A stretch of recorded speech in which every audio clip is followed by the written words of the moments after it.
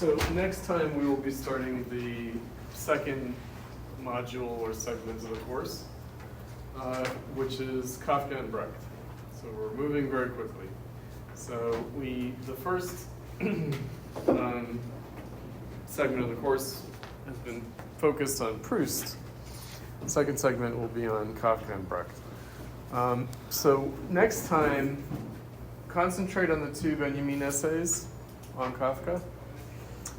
Then we have the longer stories, and as well as the introductory parables. We'll look at the introductory parables in class. The longer stories are the Metamorphosis, quite famous. Josephine Singer, not quite as famous, somewhat famous. Benjamin's going to be addressing Kafka's novels, which we don't have time to read the novels. But we'll look at, and there is a contrast to be drawn between Kafka's novels and his short stories. He's more successful as a short story writer than he is as a novelist, but we'll get into that. So volunteers for Kafka, for Benjamin on Kafka. Jan? Danny? Okay, great. I'll set up the discussion thread. All right, so this week, Karl Kraus. And I was trying to remember whether we had anything left over from last time. Maybe not. I would actually like to start with a couple of things. We read To the Planetarium and Fire Alarm in One-Way Street on the first day of class, did we not? Or did we? Yeah, yes, we did. We did. Okay, very good. All right. Let me bring up the notes that you guys posted.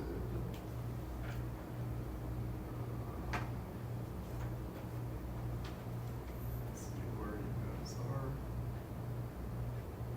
All right, so we've got some Kraus. Okay, so let's start with the Kraus discussion. All right, so I'm not sure whether we have, whether we've done imminent critique yet. Have we done that imminent dialectical critique? We have not done that yet. Did we do being and becoming? What thing? Being and becoming? No. We did not, so we haven't done either of those yet. Okay, so let me see how motivated this might be. May or may not be motivated. Okay, so let's start with the Kraus, and then we'll see how we have to proceed. So we read Benjamin on Proust, and one of the things regarding Proust is the novel form itself. So the founding and dissolving of a genre. So the greatest achievement of the novel in recent times being some kind of redefinition of the novel or completely stressing the boundaries of what counts as the novel. And I think that I mentioned that for Benjamin, he's operating with a definition of the novel that Georg Lukács has in the theory of the novel, which Lukács wrote before he was a Marxist. But when he was a neo-Hegelian, we'll see what that bears. And the novel form is something that develops out of the epic form in literature in the Renaissance. So the first novel in Lukács' view is Dante's Inferno, which is a strange kind of idea. But and then we have other characters like Cervantes, and so the novel form develops and then reaches a kind of a peak of development in terms of an exemplary type, maybe even a model around the Bildungsroman in general and the Goethe novel, The Apprenticeship of Wilhelm Meister. All right, and so the novel is defined by its trajectory, which is the arc of development, transformation of the protagonist, when the protagonist maybe came to be who he is, and the transformation of the protagonist that allows him to become who he is, and that transformation is meant to be a transformative process for the reader as well. So reading the novel is supposed to be transformative. So it's an account of transformation that itself is supposed to be transformative. There's also another kind of bourgeois era, post-Renaissance desideratum of art, which is that every work of art should teach us how to experience the work of art. So every painting should teach us about the experience of painting. Every novel should teach us about the experience of reading a novel and of reading fiction more generally, narrative form. The difference between the novel and the epic, the ancient form of narrative, is that the epic is the story of the community. Even when it has protagonists and antagonists, it's really the story of the community. And it's really more about how the community came to be what it is, as opposed to the novel, which is about the individual, how the individual came to be, what and who they are. Lukács also defined, and this is what's going to get us to Kraus, the novel as half art, half non-art. Half art, half non-art. And it's kind of a paradoxical definition, because the half art aspect of the novel is its epic character, is its epic narrative character, and yet the epic narrative before the bourgeois era was not really art. It was legend, mythology, oral history, whatever. But it wasn't really art, because only in bourgeois society do you have the liberation of art as art. So art becomes art. Hegel attains to its concept. The phenomenon attains to its concept only in modernity, and therefore the novel is both half art, half not art, but it's also the point at which narrative really becomes art. Okay. So half art, half not art, and yet art in a completely new way. What is the half non-art part of the novel? Journalism. Journalism. So journalism, we have this French kind of Latinate word. We also have another word, chronicle, that we encountered with the Berlin Chronicle, which is a Greek-derived word. They mean kind of the same thing, which is a kind of transcription of time, of the events. Right, journal just means the day, right? So journalism is like the daily events, daily happenings. Chronicle means the same thing. So journalism is really, or chronicling is again in a kind of Hegelian sense, it's the first form of history. So the first form of history that we have, the first form of historiography that we have, is the writing of events as they're happening. So it's a kind of present chronicling or recording of events that then later becomes an account of past events. But in the moment, it's the present event. Later it becomes a past event. So you're kind of writing history as you're living it, and that's the first form of history. The second form of history is history that is written about the past. So it's written in the present and it's written about the past, and that's called critical history in Hegel's language, meaning that you're having to figure out, critical means decide, like a kind of a crossroads, like a kind of turning point, crisis. Critical means crisis, crisis means like a decision point. So you have to decide in retrospect, what was important about the past, right? And that's what we usually mean by history. We usually don't mean chronicling in journalism. We usually mean parsing it, judging it, deciding it. This is something that we're going to encounter later when we read Nietzsche's On the Use and Abuse of History for Life. And then of course there's the third category of history in Hegel's language. Remember, the title of this course is Benjamin in History, so it's where we're driving. Everything's driving in this direction. Philosophical history, meaning what does it ultimately mean? You know, what does the present's relationship to the past ultimately mean? And so the critical history, deciding what's important about the past, that's usually a decision based on what we think is important now. So what we think is important now, we project that onto the past and decide what in the past sort of lines up with our values now, with our kind of meaning now.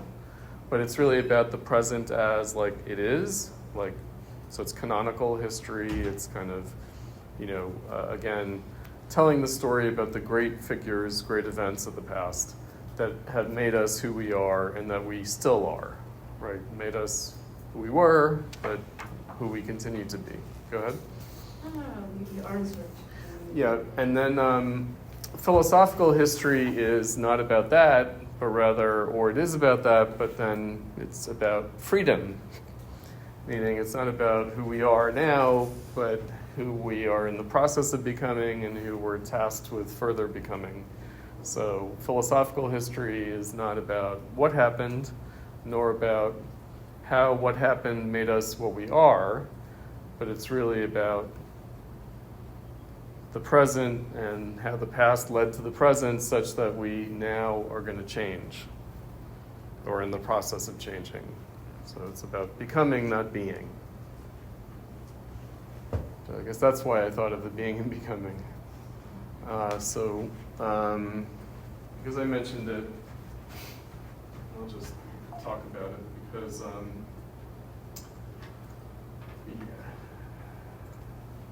we have not done this yet.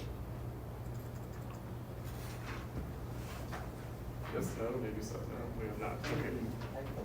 You did it in the other class. We did it in the philosophy of modernism because we read the Pittman, which has fraught with thoughts and becoming. Yeah, not in this class, not yet. Okay, so freedom. Since I mentioned freedom, transformation.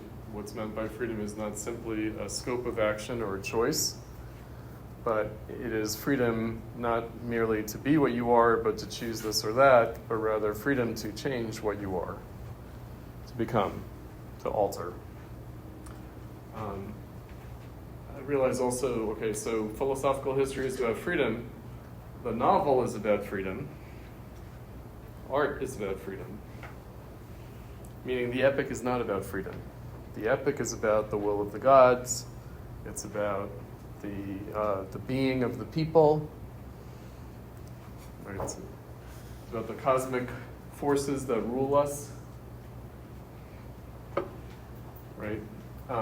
Whereas the novel is about how the individual becomes who they are through their own freedom. Meaning they are subjects, not objects of a transformation. They're subjects, objects, not objects of a change. So they are responsible for their own becoming who they are. They themselves. And that's why it's about the individual, whereas the epic is about the collective, the community. Okay. Transformation. This idea of freedom as transformation is a new idea. It's a modern idea. The Aristotelian notion of freedom is the ancient idea, and that's the freedom to be. The freedom to be what you are. So the definition is a plant that is unrestrained, unconstrained, allowed to grow as it would grow, is able to realize its nature. That's freedom. So Moses, let my people go. Let my people be. Let my people be who they are. Let us worship our religion. Let us have our cultural values, which we can't have in slavery in Egypt. Right? That's freedom for the ancient world. Freedom in the modern world is not the freedom to be what we are, but the freedom to become different from what we are, to change. So it's freedom as a process of becoming. So again, the novel is about that. Art in the modern bourgeois epoch is about that. It's about art as an expression of freedom, art as itself participating in a process of transformation.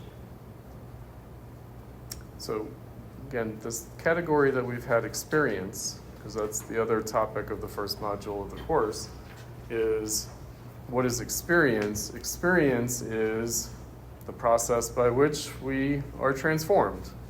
Experience changes us. And we had the two different words in German that are translated in English as experience, Erlebnis and Erfahrung, the passive and the active experience. To live through something, to undergo something, be an object of a change versus being a subject of a change. So did it happen to you or did you do it? All right, so did something happen that changed you, but you were an object of that happening, or are you the subject of the happening, or are you the doer of the happening? Right. And we talked about Kant, the reality of the subject, right? That Kant is about establishing the reality of the subject. The reality of the subject of what? Of experience. The reality of the free subject, who are the doer of what takes place and of the transformation that results. Okay, so crisis of experience, this is what we're going to be talking about today, crisis of experience, meaning crisis of our subjectivity of experience, crisis of our ability to feel responsible for our own experience, crisis of our ability to feel like we are active, free subjects as opposed to passive, unfree objects. This is the problem, right? So a bourgeois culture as it developed starting in the Renaissance and reached back to antecedents. So bourgeois culture has a long history going back to classical antiquity, going back to ancient Greece and ancient Rome, and also to Christianity.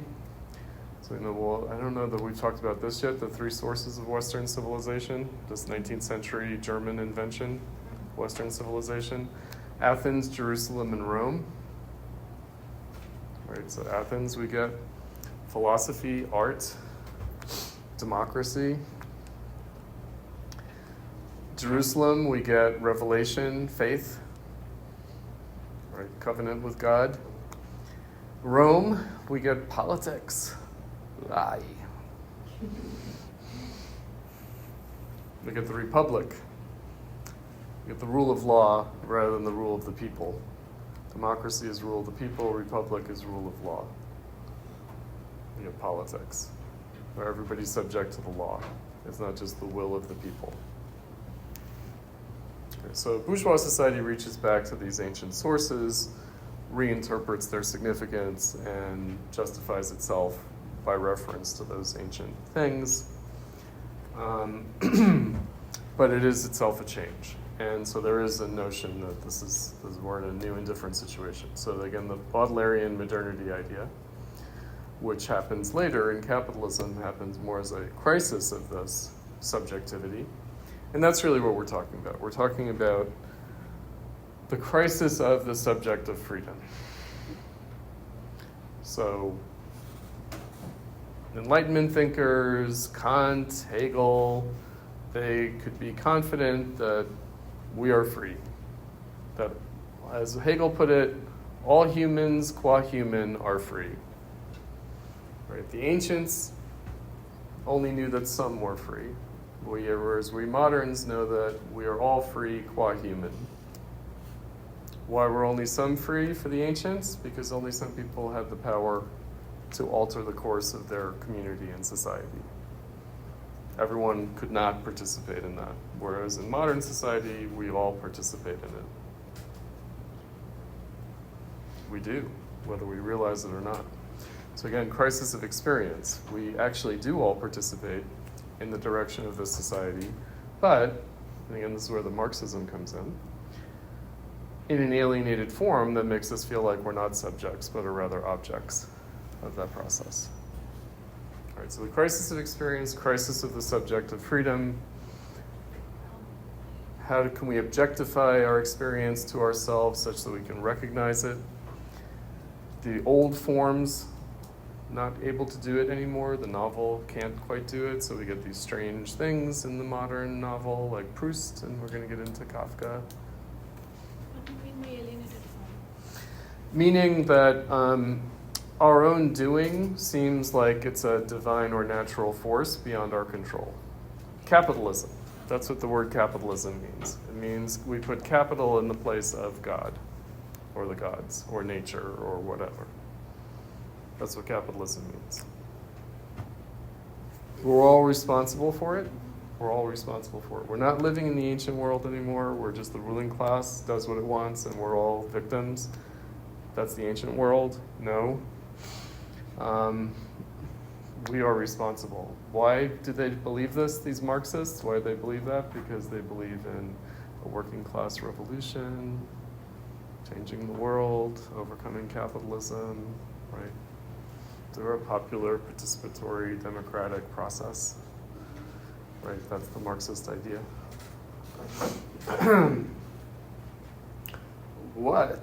But what about the subject? What about the subject? Meaning Marxism presumed the bourgeois subject. But what about the fact that the bourgeois subject is in crisis? Meaning the working class, here's another little thing. We haven't covered all this, but the Kraus is going to bring it all to bear, and Kafka next time will also really accentuate the point. They're both Austro-Hungarian Empire subjects. Subjects in another sense, meaning they're living under a monarchical police state.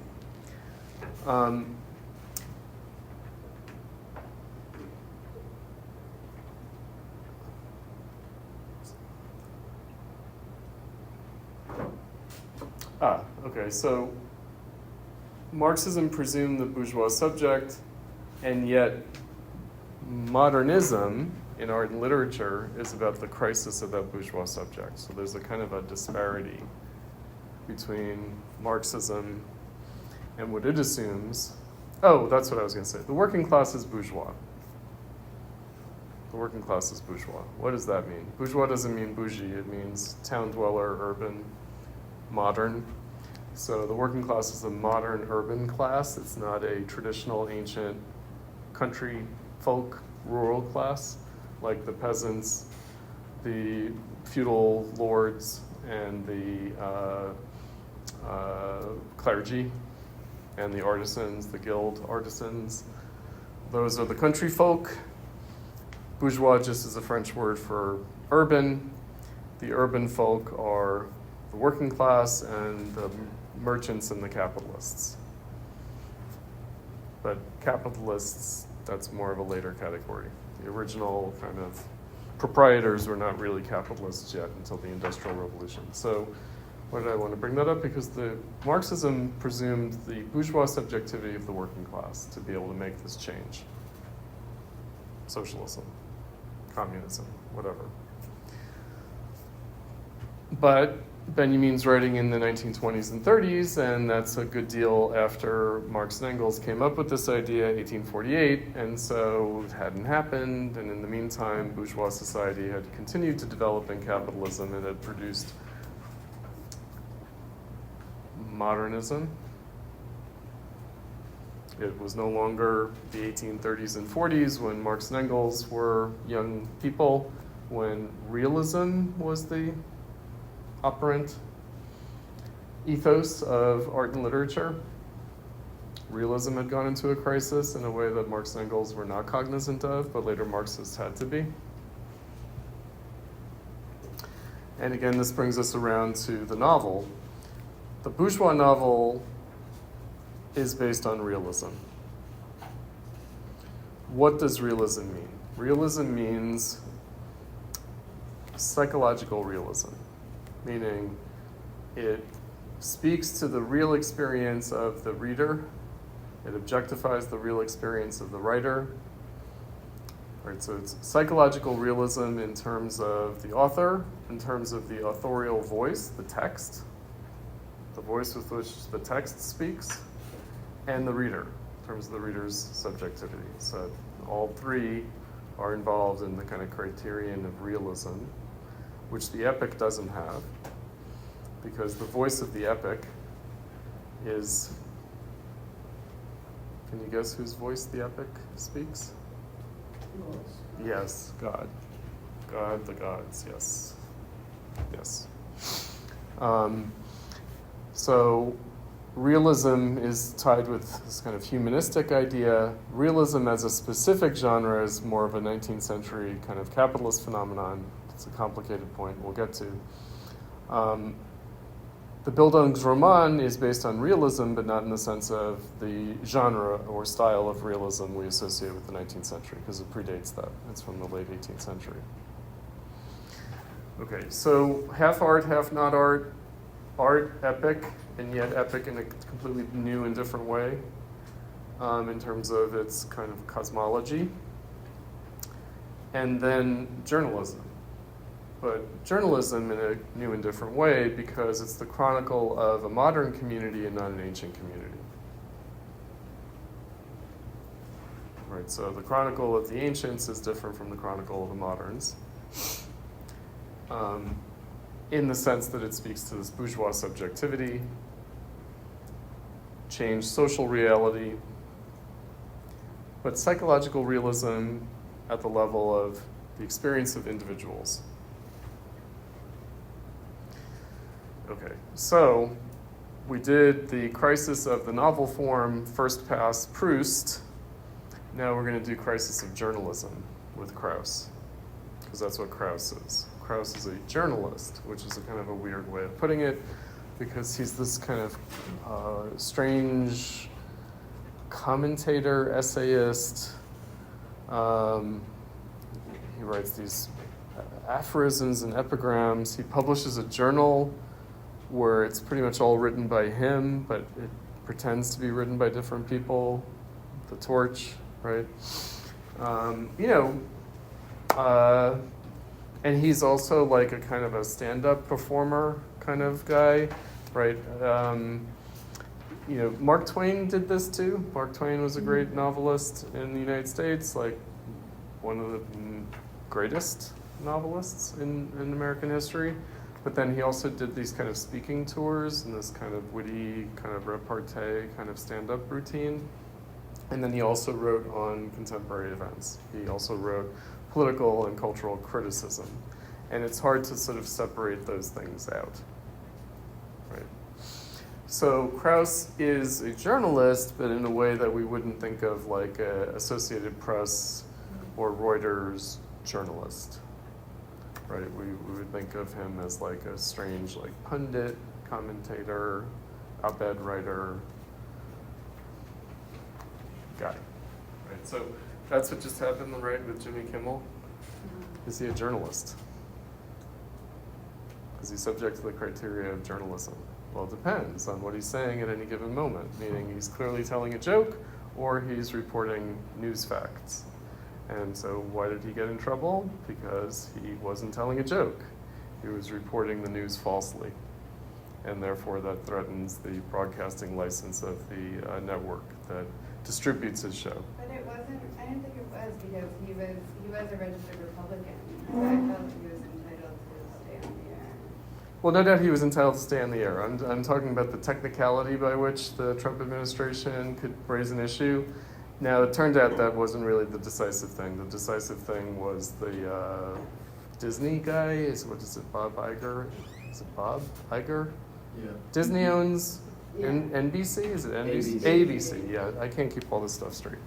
It's much clearer when it's Jeff Bezos and Amazon and Washington Post or whatever, but these more ancient networks or something. And it wouldn't have been an issue if it was cable. It's because it's also still, these things are still broadcast on the airwaves, and that's how the government has any kind of say on it. And so, but these things are self-regulated, meaning they have their in-house rules or whatever, so they kind of themselves like use the excuse or whatever, right? But is Jimmy Kimmel a journalist? Or is he a stand-up comic? Or is he the host of a late-night show? What's the difference? Kraus is kind of like this. Right, so the definition of journalism we have here is peculiar. Because, after all, like an individual's opinion can be a record of the time. In fact. Right, I started watching Fox News about 10 years ago when Trump happened because I was like, okay, I need to understand this, and I'm not going to understand it through the false reporting of the Democratic Party-aligned media. And they always did this thing where it's like the news shows and the opinion shows. So like they had these characters like Tucker Carlson and Sean Hannity and Laura Ingraham, and they used to have Bill O'Reilly? Yeah. Is that like, right? And now they have Bill O'Reilly's assistant, Jesse Waters. Who am I forgetting? Anyway, but they're always like, this is not a news show. This is an opinion show. And they would say it like it was like a ritual intonation. And only now do I realize why did they do that. It wasn't about honesty, it was about liability. Anyway. And yet they are doing journalism too, right? So it's like a kind of a... So anyway, we might come back to this. We'll come back to this because I just wanted to make a basic point. Let's return to the Kraus. So Kraus, the three sections of the essay, it's a long essay. It's a long-ass essay, but it's actually shorter than another long-ass essay we'll read by Benjamin, which is the Baudelaire, or the Paris of the Second Empire in Baudelaire, which is like 100 pages, and also has 3 sections. You have to pay attention to these section titles. They're extremely important, and they give you a sense of not only the structure of the argument, but really the thesis itself. Cosmic man, demon, monster. Okay, so cosmic man, this is like strange language that would have been much more familiar to readers at the time, but not for us today. Cosmic man would be somewhere between anthropological man, right? Like the human thrown into whatever context, whatever social, historical context, like the anthropos. Right, so it would be kind of anthropology. It would be, I think that I already mentioned cosmology. It would be the man or mankind, the human or humanity in relation to everything that they have to relate to. So in relation to nature, in relation to their fellow people, in relation to themselves. So the first section is about looking at Kraus that way. The second section, demon, what the hell is demon? So in English we have D-E-M-O-N. In Greek we have D-A-E-M-O-N, right? So it's the daemon, it's the demon, meaning it's not, it's the animating spirit. So it's not, doesn't have that like negative connotation of like being possessed by demons or the devil or whatever. It's more like the eudaimon of Socrates, you know? So Kraus looked at in terms of the animating spirit that's motivating and driving him, and then monster, and that's another term that we use colloquially in an imprecise way, but we have to actually know the actual meaning of the word.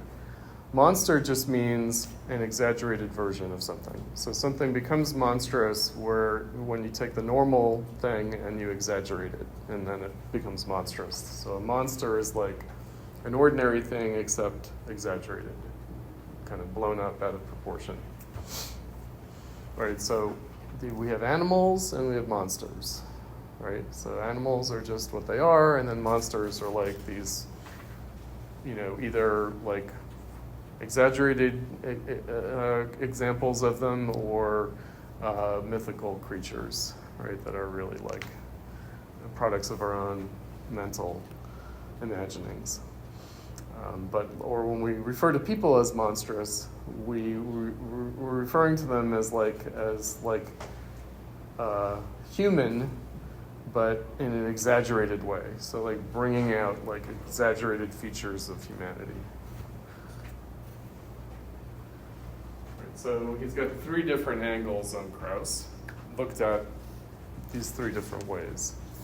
So we have from last week from the Proust essay, exemplary but not a model. So exemplary in what way? Exemplary as cosmic man, exemplary as animated by a demon or driven by a demon, exemplary in the sense of monstrosity. So Kraus is meant to be exemplary. In fact, the whole way of approaching things as a critic that Benjamin has is this exemplary, not a model idea, which is that you take the phenomenon and you treat it as an exemplar. Not an exemplar in the sense of a model to be emulated, but in the sense of capturing the essence of things. So you can take the particular case and extrapolate the universal condition out of the particular case. So it's a different way of thinking about the particular and the universal, especially for us, postmodernism. We don't like universalism because we think that universalism is like the imposition of something onto particulars. So we lose the real meaning of it, which is how is each and every particular part of a universe, and therefore coextensive with that universal character. Right. So it's not about some kind of false generalization that you're imposing on particular cases. It's rather about how the particular case can, in fact, and does, in fact, stand in for the universal condition. So I mentioned last week Proust. We're all Proust, right? We're all Karl Kraus. We're all Karl Kraus. We're all Kafka. We're all Brecht. We're all surrealists like Breton. We're all Baudelaire. Right, so that's the idea. So how do these particular, because they're very idiosyncratic, they are particular cases, they are idiosyncratic individuals, and yet they do speak to the whole, to the greater condition, and we can see ourselves in them. We can see the truth that they contain as like a microcosmic example of the macrocosm. So I think we had that in To the Planetarium, the microcosm and macrocosm, and what is near and what is distant, and what never the one without the other, right? So there's some language that's been done with interpretation of Benjamin, the micro-logical. Benjamin engages in micro-logical essays. Again, treating the microcosm as exemplary of the macrocosm. Another term that I don't think we've encountered yet, but we will encounter, is the monad. The monad. I think that we did have that on the Freud. We had the monad, the dyad, the triad. The monad and the Leibnizian monad. Right, so the monad, the windowless monad of the soul. The windowless monad of the soul. So the idea that the monad is the self-enclosed thing. Leibniz wrote a treatise called Monadology, which is both theological and natural scientific, because it's about how the universe is composed of monads. Like atoms are monadical, but then the soul is also a monad. A very kind of Protestant idea. And it's a windowless monad, meaning we're kind of closed within ourselves, but we relate to everything else because each closed monadical entity is a creation of God and is in relation to God. So it's basically, we're all connected, but we're connected via God. And so it's the windowless monad. So when we think that we're relating to others directly or seeing things directly, we're actually seeing things through the mind of God. We're relating to things through the mind of God, and that's how matter has its physical properties and everything else. Right, so the laws of the universe are the will of God. Right, it's not some direct will of things with each other. Right, so the monad. But what that means is that each of God's creations, down to the smallest atom, is an entire universe in itself. Because it's only a greater universe in the mind of God, not in our relation. Right, so the universe isn't like the sum total of our relations with each other, it's the sum total of all of our relation to God. Cosmology. And that is modern. Leibniz is a modern, like I said, Protestant Enlightenment philosopher, kind of he's a contemporary of roughly Descartes and Spinoza, pre-Kant, but Kant does take up all this. It does take up the Descartes and the Spinoza and the Leibnizian. All right, so why did I bring that up? Oh, but because, right, what's the truth of that? In other words, how is it true that, as Benjamin wrote to Adorno once, even a drowned cat in an alleyway tells us the truth of capitalism? Right, in other words, the most incidental thing that seems completely kind of accidental and kind of whatever, extraneous, you can see in it the greater problem of the totality of capitalism. Right, so that's part of what he's doing with all of his essays. So his essays are always about particular cases, but they're about particular cases that illuminate the whole. That's why the book's called Illuminations.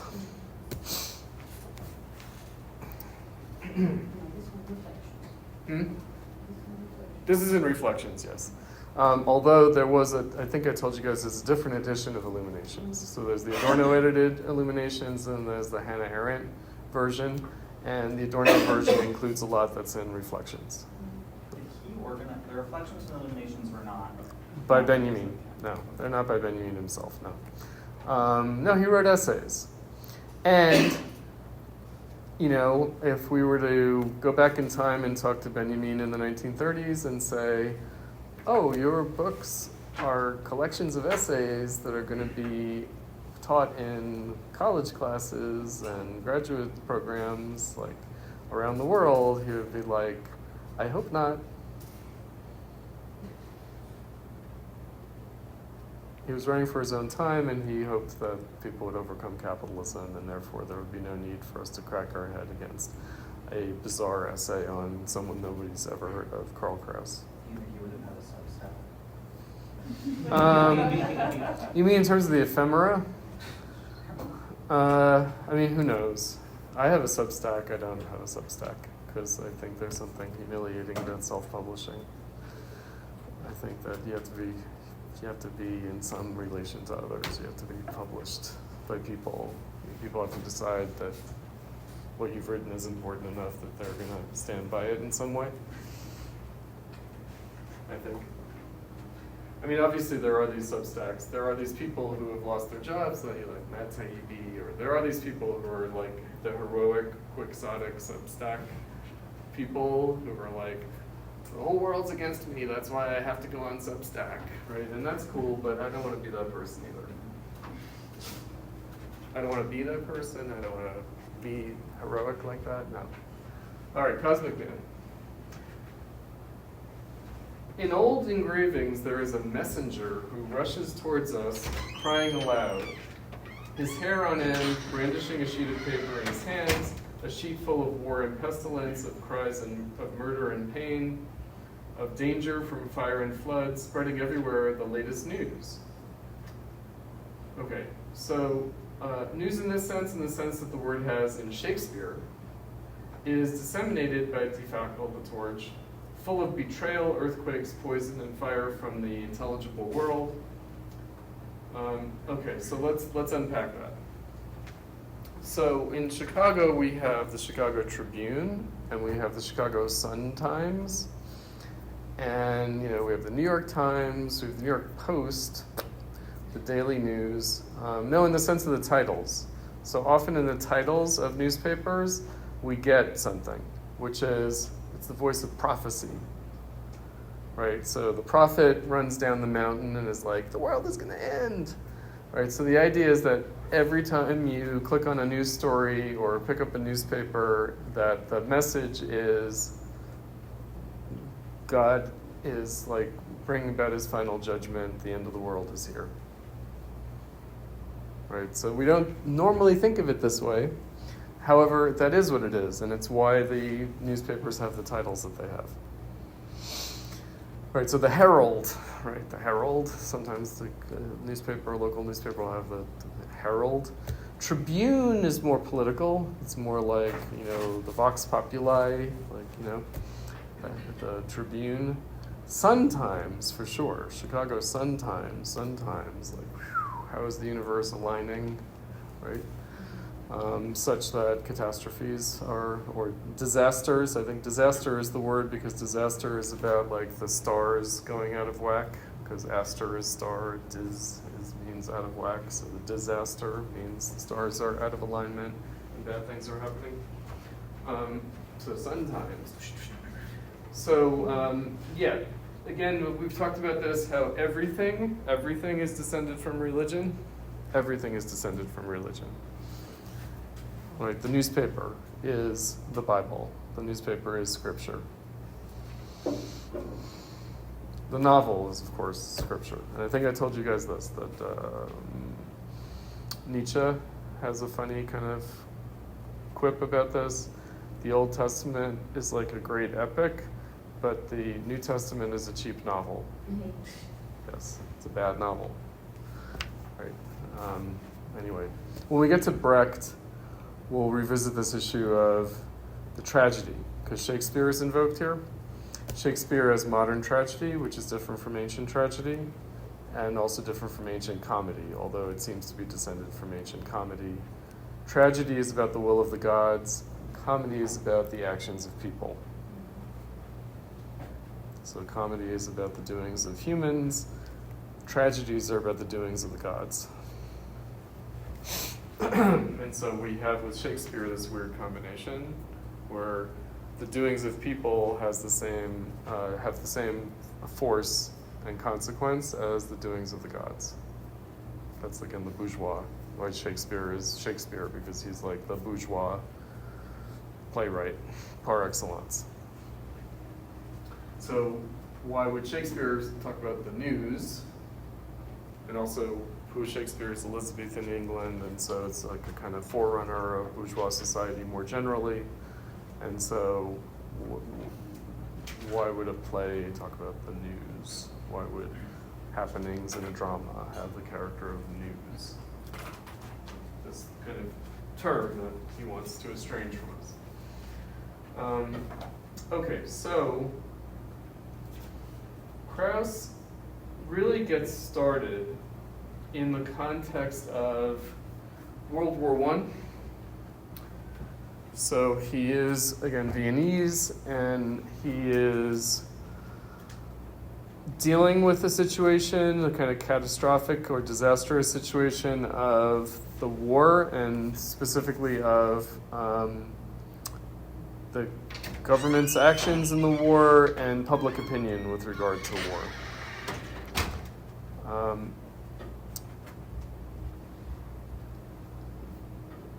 In the aphorisms that I included for you guys about the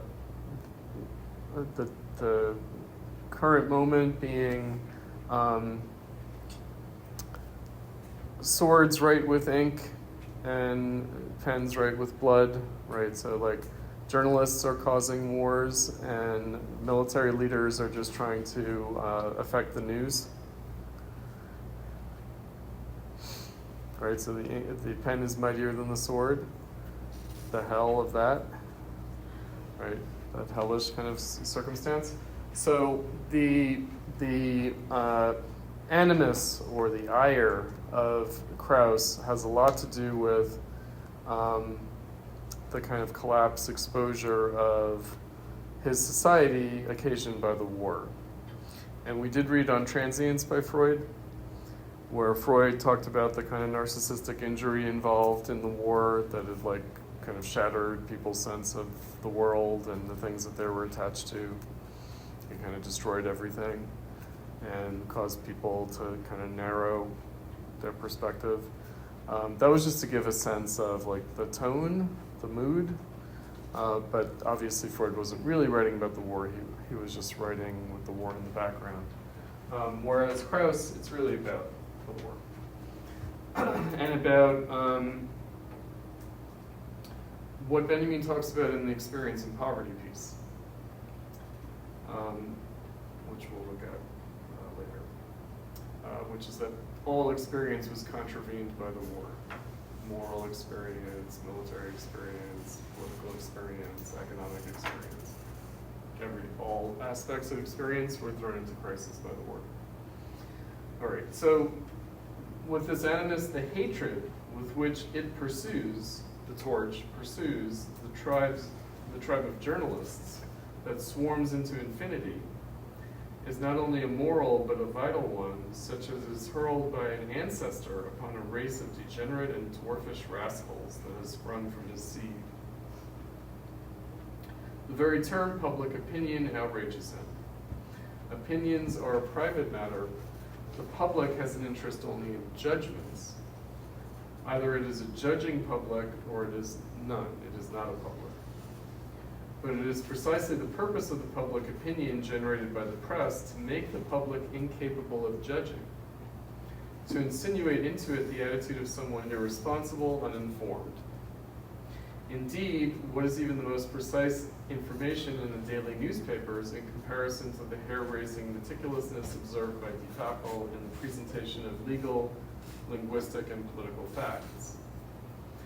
Dialectical does not trouble itself about public opinion, for the blood-steeped novelties of this newspaper demand a passing of judgment, and in nothing more impetuously urgently than on the press itself.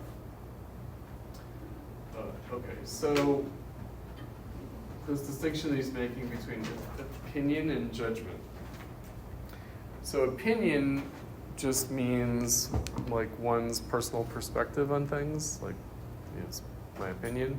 So opinion's a private matter in the sense of, I see it this way, this is my take or perspective on things, it's just my opinion. Judgment is more of a public character, meaning whatever people might think about a criminal case in court, it's just their opinion. What really matters is the judgment of the jury. That will be consequential, determinative. What people outside the court think, it's their opinion, kind of doesn't matter. Right, so there's something about this oxymoronic term, like the contradiction in terms, public opinion, where the public has been reduced to mere opinion and incapable of making judgment. Right, and where judgment is either lost as a capacity or unclear in its exercise. Right, and journalism, right? So journalism, we're getting back to the Jimmy Kimmel example, right? The Jimmy Kimmel example would be, okay, so if it's just him expressing his opinion, that's one thing. If it's him reporting something as if it were factual that is meant to affect the public's judgment of it, then it's something else. That would be journalism, right? So if you say,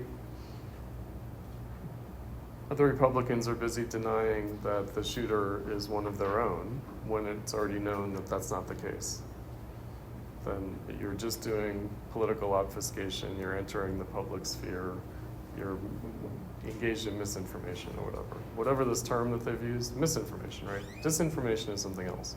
Misinformation. So misinformation, if you remember, can be something factual but delivered with an ill intent, right? So it's like, blah. It's like this funny category. So they're definitely doing that. They're turning the Biden administration and the Democrats' own thing against them.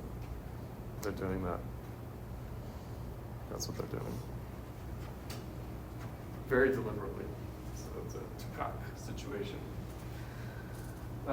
So opinion and judgment and the fact that we're confused about those things, that's what Kraus is railing against. He's railing against the situation where, to quote another part of the essay, those who have something to say should step forward and remain silent.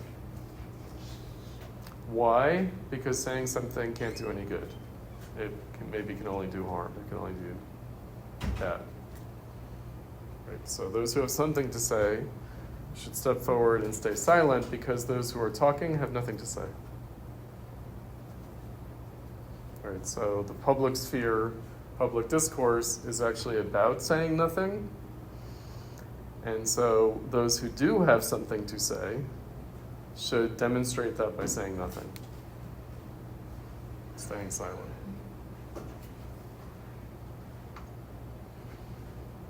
A hatred such as that which Kraus has heaped on journalists can never be founded simply on what they do, however obnoxious this may be. This hatred must have its reason in their very nature, whether it be antithetical or akin to his own. In fact, it is both. Okay, so here's a little. So his hatred of journalists comes from the fact that he is like them and the fact that he's antithetical to them. Okay, so there's a kind of unity of opposites here.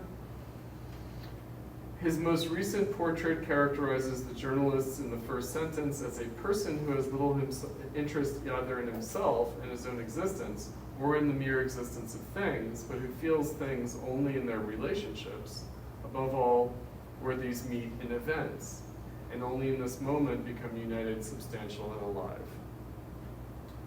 What we have in this sentence is nothing other than the negative of an image of Kraus. Indeed, who could have shown a more burning interest in himself and his own existence than the writer who was never finished with the subject, who a more attentive concern for the mere existence of things, their origin, whom does that coincidence of the event with the date, the witness, or the camera cast into deeper despair than him? In the end, he brought together all his energies in the struggle against the empty phrase, which is the linguistic expression of the despotism with which, in journalism, topicality sets up its dominion over things. All right, that needs a lot of unpacking, so sorry about this. That does. Okay, so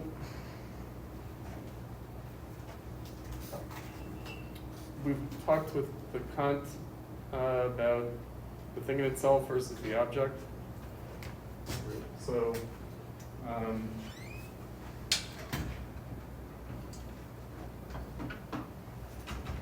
so notice there's the self and the thing here. Okay, so I think I've already mentioned this to you guys, reification, right? So subject and object, which is not really equivalent, but let's do this anyway. Right. Thing in itself, so the thing in itself becomes an object in relation to the subject or in relation to the self.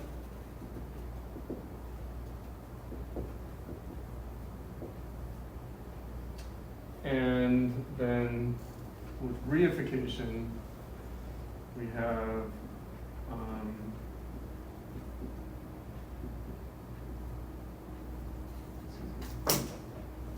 the object reverts to a thing in itself. And the self, if we keep in mind Freud,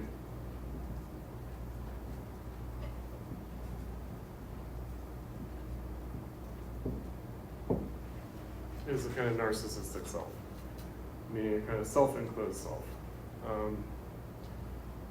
meaning not in relation to something else. That we didn't really get very much into, for time reasons, melancholia. We talked a little bit about it, about how melancholia is due to the fact that the investment of the self in the other is impaired to begin with, and so therefore you can't withdraw that into ego libido, so object libido can't be redirected into ego libido because there isn't really an ego there, and therefore there's no really relation to the other. Right, so the loss of other and loss of self are indistinguishable, and that's why you can't just mourn the loss of the other, but you kind of collapse into this kind of void of the self. Right, so it's a kind of fundamental kind of ego weakness that prevents a normal process of mourning from taking place, and instead results in melancholia, which is narcissistic. It's about the other not having been real enough to the self, and the self not being real enough to itself to begin with. Okay, so certainly, and this is going to be a theme, we might notice, Proust, narcissistic. Kraus, narcissistic. Kafka, narcissistic. We're going to see a pattern here. Brecht, narcissistic. Breton, definitely narcissistic. Baudelaire, narcissistic. And we're going to see Baudelaire was narcissistic ahead of the curve. So he was narcissistic like a generation before everyone else became narcissistic. Right. Again, what we're talking about is the breakdown of this Kantian subject-object dialectic. So what results from that instead is this other thing. So again, Kraus's definition of what the journalist is or should be, really should be, is precisely what he's not, but which he's trying to be, right? So what we're really talking about is how reification is the result of the breakdown of the relation.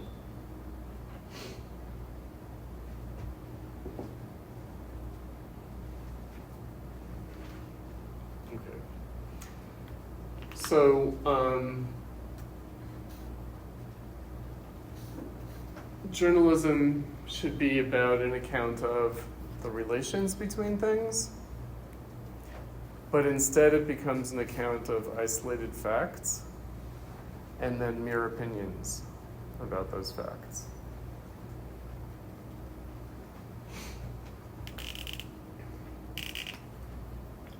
So here's a sociological distinction.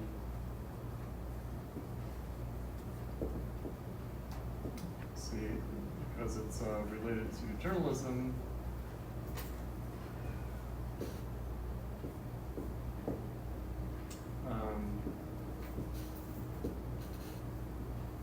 The non-equivalence of fact and value.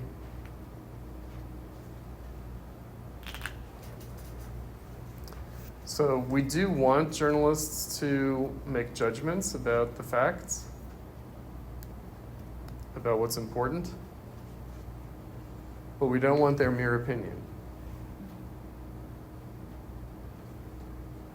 So how would you not have it be their mere opinion if it's a true account of the relation between facts and their relation to the facts?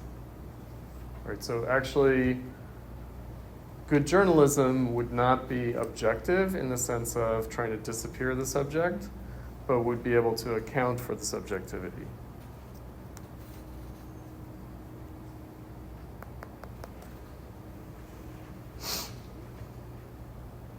Right, it's not the facts alone. Facts are not determinative. Facts don't give us values.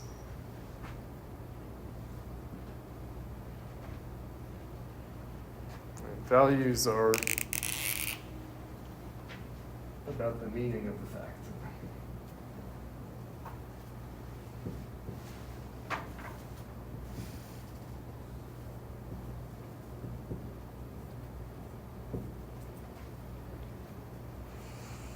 So that's what broke down. In other words, obviously, we still get the facts reported. Journalism still gives us the facts, but does it give us the capacity to be a judging public, or does it undermine our ability to be a judging public? So, not about what they do, the moralism, because Kraus might have thought, oh, these journalists, look what they're doing. For Benjamin, however, it's more the situation in which this is happening. So it's not the fault of individuals acting this way or that way, or doing this or that. It's more about the overall situation in which this happens, in which this becomes the case. And of course, that situation is capitalism. And it's not just because journalism is driven by commercial interests. It's a kind of a broader notion of how capitalism is affecting things. Because capitalism is about the breakdown of this relation.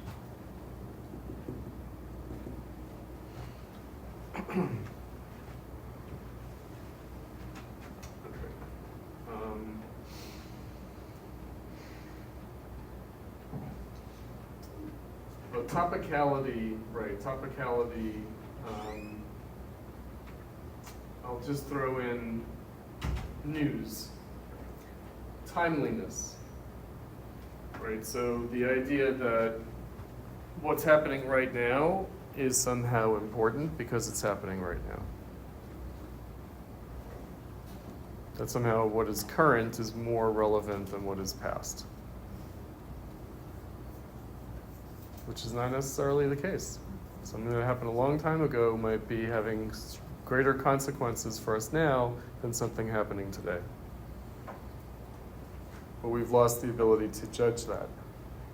So we just take whatever's happening now as the most important thing. Topicality. Right, so it's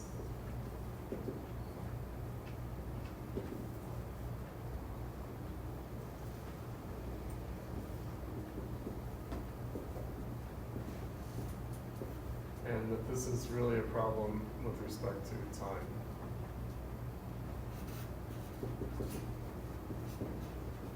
I think that we did talk about this, past, present, future. Yeah. We did? Okay, good. Because it's not as if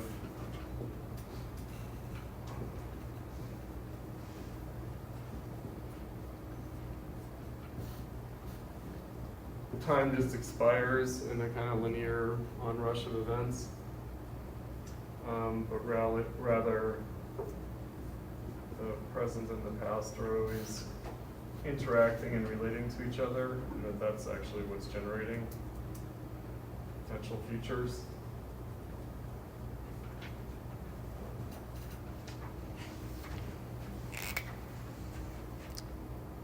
Right, so the Faulkner, what the past is not dead, it's not even past. So that's why journalism, what I'm getting is, so that's why journalism is not doing a proper job, because they look at the past, they just are obsessed with the present without giving us a sense of why things are happening. Yes, and that's in the name of objectivity. But what you really get is what we talked about with Kant. You get kind of empirical data, but you don't get the connection between these different moments in time and space. So you lose that unity of apperception of the transcendental subject. You just get one thing after another. So if you've heard that expression, so there are two expressions about history. The more things change, the more they stay the same. No. And history is just one damn thing after another. No. But it can appear to be the case that the more things change, the more they stay the same. And it can appear to be the case that it's just one damn thing after another. But what we should recognize about those little truisms or witticisms is that if that is true, we have to know why it's true and in what tension is that true. Right? Because again, experience would say, actually, the more things change, the more they don't stay the same. And it's not just one damn thing after another, but there is a kind of process of development. Again, there is a transcendental subject.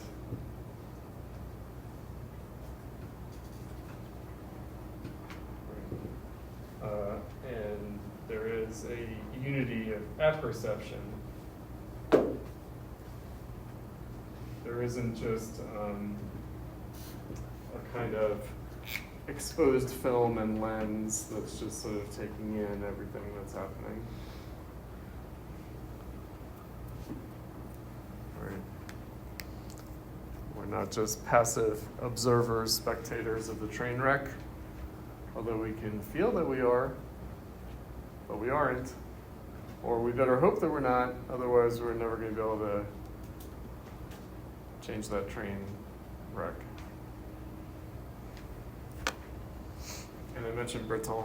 Breton later is going to bring in the train wreck, the train the derailed train overgrown in the forest, and then Benjamin's going to say, revolution is not the locomotive of history, but the people on board trying to pull the emergency brake.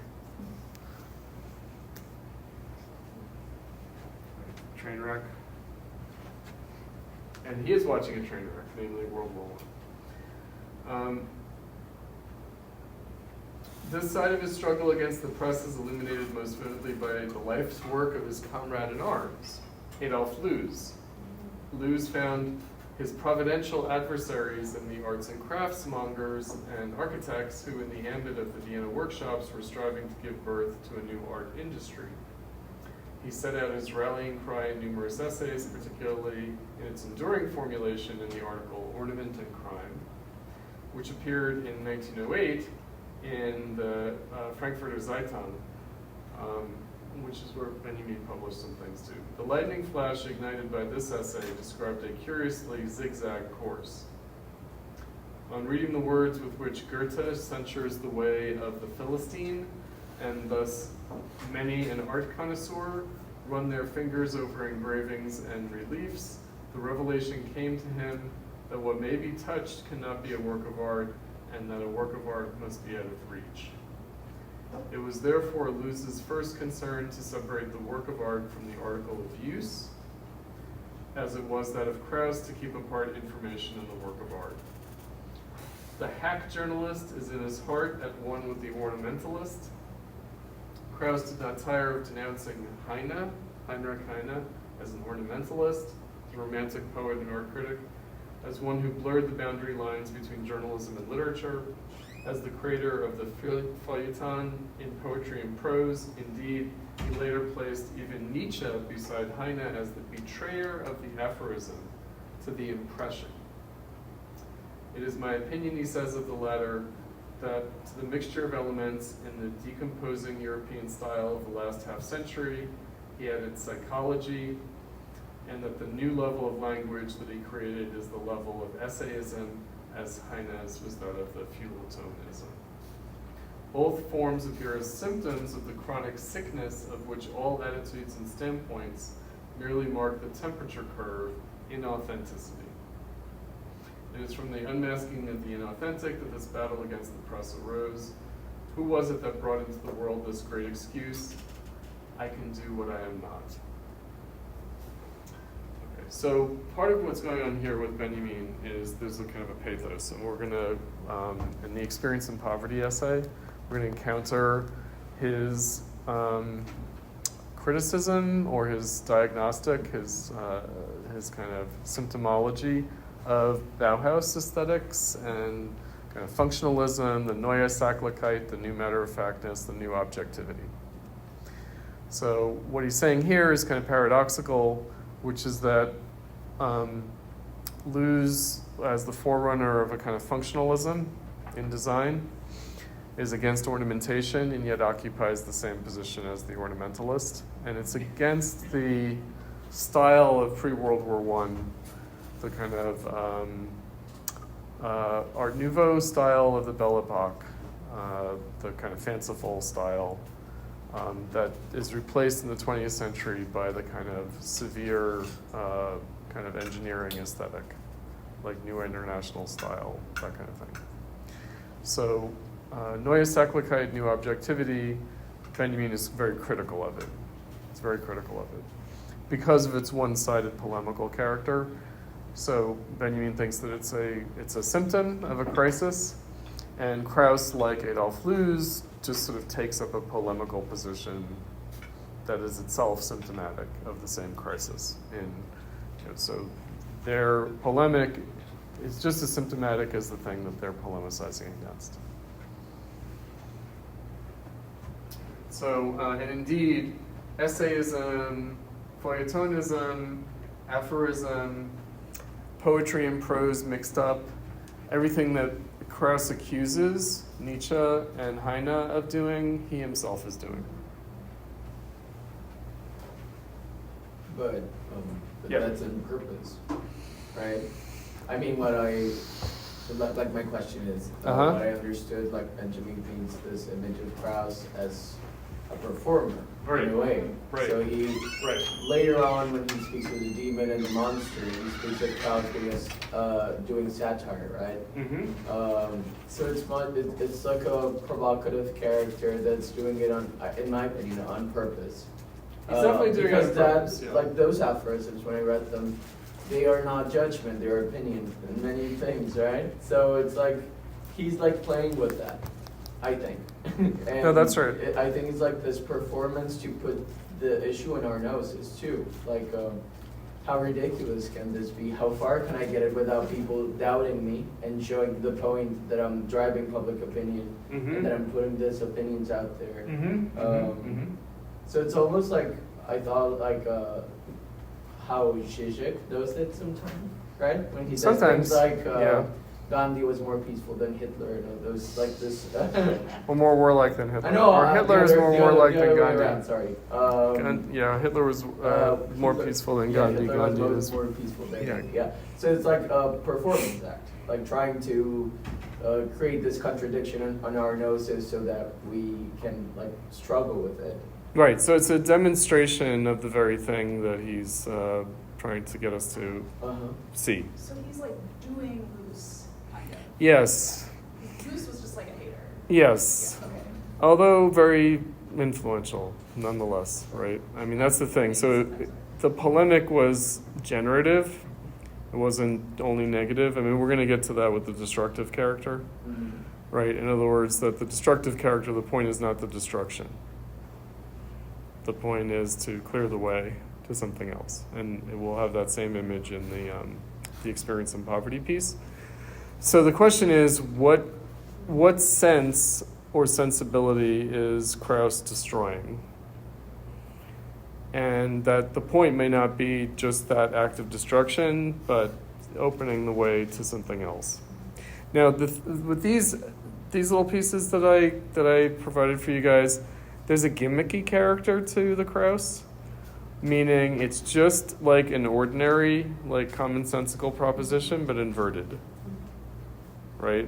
And yet also kind of true, right? So what does he say? He says, having sex with a woman can be a adequate substitute for masturbation, but it takes a lot of work and imagination, right? So it's like the opposite, right? And yet might also be true.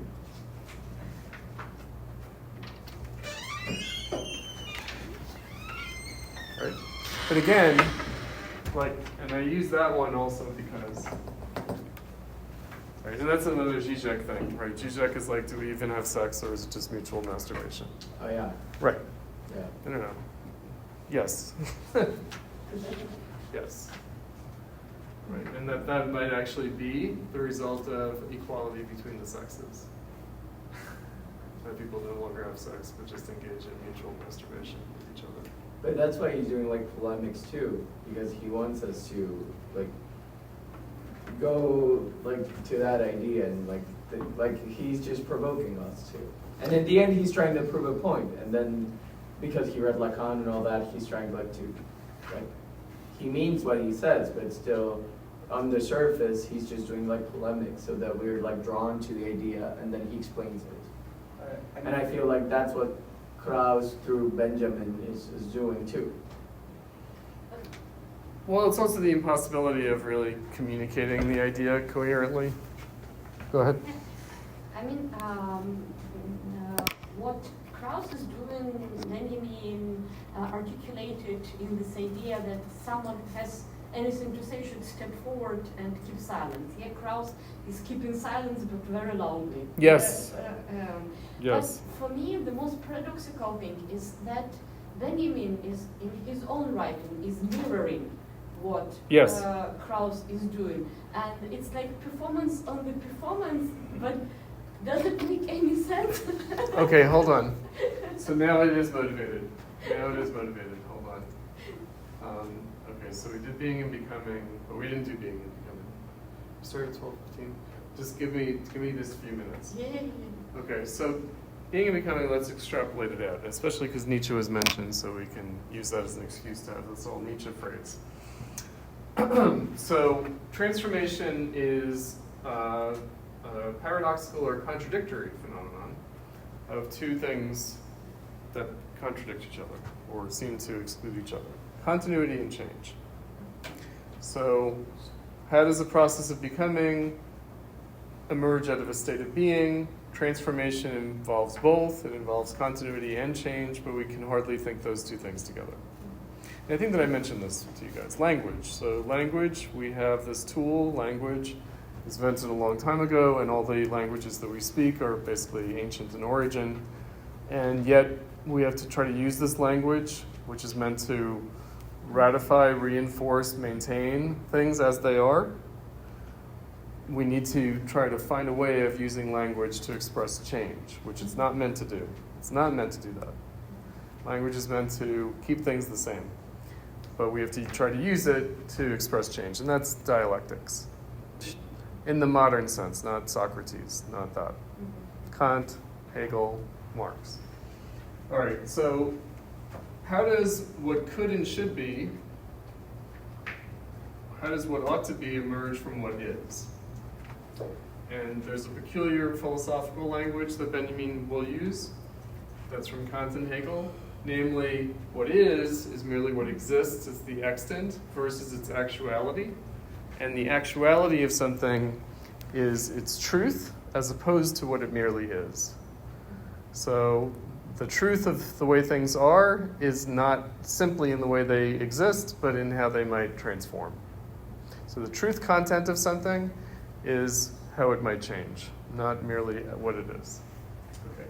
And that's this dialectic of nature and spirit. So nature, in this philosophical language, it means everything that exists, everything that we're born into, everything that's natural to us. That includes culture, society, history, everything that we're born into, including all past history. Spirit, the movement of nature, and we'll see the self-overcoming of nature. So the question is, how does the new and the different emerge from the given, the existing, and the same? Because things do also remain the same. Okay. So this is the dialectic of being and becoming, the dialectic of what is and what ought to be, dialectic of nature and spirit. Spirit, Geist, in German, which is also can be translated as mind. And therefore, Geist is also, in this view, this movement of change is why we are conscious. It's a Rousseauian idea. So we are conscious in a way that the animals are not, because we're subjects of transformation in a way that the animals are not. The animals just stay the same for millions of years. Humans change. So I was reading something by Ortega y Gasset. Nature is to animals what history is to humans.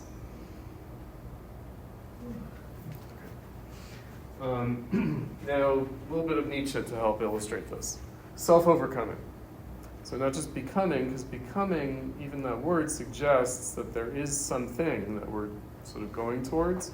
Self-overcoming, more kind of bootstrapping, kind of self-transformation. Self-overcoming, and the term is Selbstaufhebung.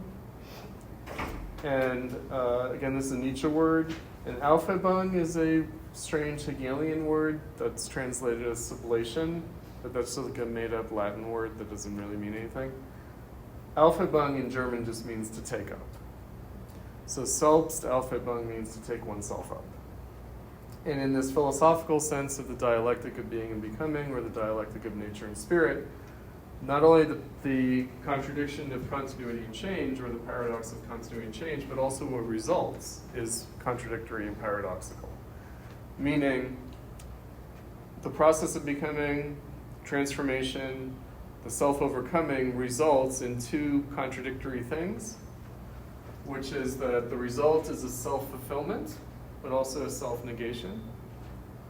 It's a self-completion as well as a self-transcendence. It's a self-realization as well as a self-abolition. And while Nietzsche does use it at a personalized, individual, and even psychological level, that in the broader philosophy of like Kant and Hegel, it's more collective, societal, it's sort of in categories. So Like, how does the state become what it is, attain to its concept by both fulfilling and negating itself in modern life? So take the old state from feudalism, and you realize its potential and possibility in a way that seems to fulfill it and negate it at the same time in bourgeois society. Right, so anyway, that gets us to the other part of it, which is the imminent critique part of it. And this is speaking to your point about that Benjamin seems to just simply be doing it, right? Okay. So all of that, dialectic of being, becoming, and self-overcoming, fits into this place right here in this larger piece. So the imminent dialectical critique of phenomena. So this is the procedure that Benjamin is following, and it is Marxism, but it's also not unique to Marxism. It's Kant, it's Hegel. It's also in his own way Nietzsche, although Nietzsche sort of disavows it, but still does it. So critique, when we're talking about Kant, critique, what critique means in Kant, it means exploration of conditions of possibility for the existence of something, but also for its transformation, more importantly for its transformation. So critique doesn't mean opposition or criticism or debunking or deconstructing or whatever, negation. Doesn't mean any of those things, or opposition. It means exploring conditions of possibility for transformation, for self-transformation. So you're looking at something and saying, how might it change? That's what critique is. How to do critique? Well, first of all, it's a critique of phenomena, meaning it's a critique of how things appear. It's a critique of the appearances, the manifest phenomena. And those phenomena, the appearance of things, are addressed as, or looked at as necessary. So not as mistaken or arbitrary, not as accidental. So appearances are necessary, so they're necessary forms of appearance, necessary phenomenal forms, necessary phenomena, but they're also forms of appearance of necessity. Right, so that's the way necessity appears. So the way things appear, their appearance is necessary, but also their appearance is the appearance of a necessity. What is that necessity? The highest necessity for man is freedom, transformation. Meaning we not only follow a kind of creaturely animal natural necessity, but also a higher necessity. Meaning, how do we survive? By changing. Again, very much Rousseau. Like other animal species survive perfectly fitted to their environment, whereas humans survive by changing, by moving to other environments, living in the Arctic, in the desert, in the jungle, in the steppe. Right? Okay. Phenomena are critiqued from within, imminently. Imminent critique, that's what this is known as. Imminent critique, which means that you don't explore phenomena from outside, but from within. You accept the terms of the phenomena, you accept the forms of the phenomenon, and those forms are considered necessary. And from within the phenomenon, you explore this condition of possibility for change. The phenomena are treated as symptoms. So we had that from Proust, symptomatic in every respect. So phenomena are symptomatic. Why? Because phenomena are telling us about the form of appearance of the necessity for change, for freedom, for transformation. So they're expressions of a pathology, the logic of suffering, but the highest form of suffering is freedom, meaning, again, we suffer as animals, we're organic creatures, but we also suffer from other things that the animals don't suffer from. We create new needs for ourselves in society that the animals don't have in nature and that we wouldn't have in nature.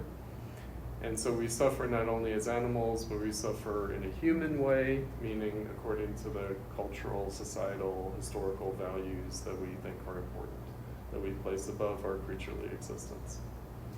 And those things cause us to suffer. And that suffering is necessary. So freedom and suffering are not opposites. They're not opposites. So freedom is not freedom from suffering, but freedom to suffer. The symptoms are diagnostical. So this is another contact point with Freud, which is that the symptom itself provides the diagnosis. So you don't look at a diagnosis as like an extrinsic cause of the symptom, but the symptom itself gives its own diagnosis. And you can't separate the symptom from the suffering subject. So it's diagnostic and it's prognostical, meaning it points beyond itself. So it's a symptom of something that we have to go through. It's necessary. It's inseparable from us. It's not about eliminating the symptom, but it's about transforming in and through the symptom, imminently through the symptom. But how? How do we look at it such that it points beyond itself? That it has this prognostical character beyond what it merely is to what it could become? According to self-contradiction. According to contradiction, dialectically. Meaning the appearance of contradiction is the indication of the possibility and necessity for change. So when we experience contradiction, it's not like, oh shit, we're misunderstanding things, or oh shit, something's gone wrong. It's rather, oh, this contradiction tells us that a task of self-overcoming that we have to undergo. So contradiction is not to be avoided, but to be gone through, and then come out on the other side. Right. So the imminent dialectical critique of phenomena. So we had in that paragraph a little indication by Benjamin of how Kraus is self-contradictory, but how he is not seeing that from outside, but he's seeing it from within. Meaning, again, Kraus is telling us something of a situation that we're in. So it's not like Kraus is self-contradictory. It's rather the self-contradiction of Kraus tells us about our general self-contradiction that we're all in. The dead cat in the alley. The dead cat in the alley. That's right, the dead cat in the alley. That's right. Right. Although we're liable to think we're looking at it from outside, and that's another aspect of reification. Because reification separates the subject from the object, it makes the subject contemplative.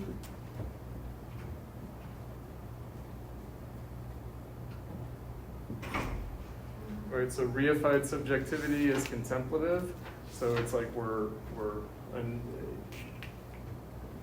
calls it a phantom objectivity.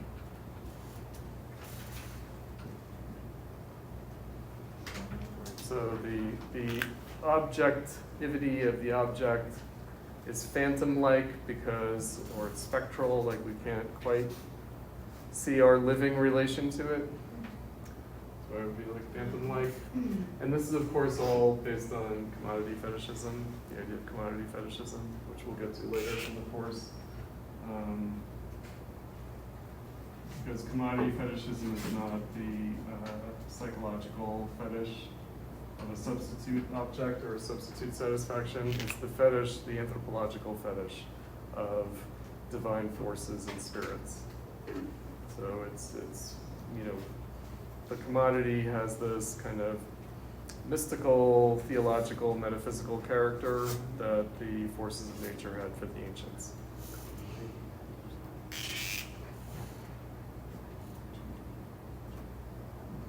Fetish.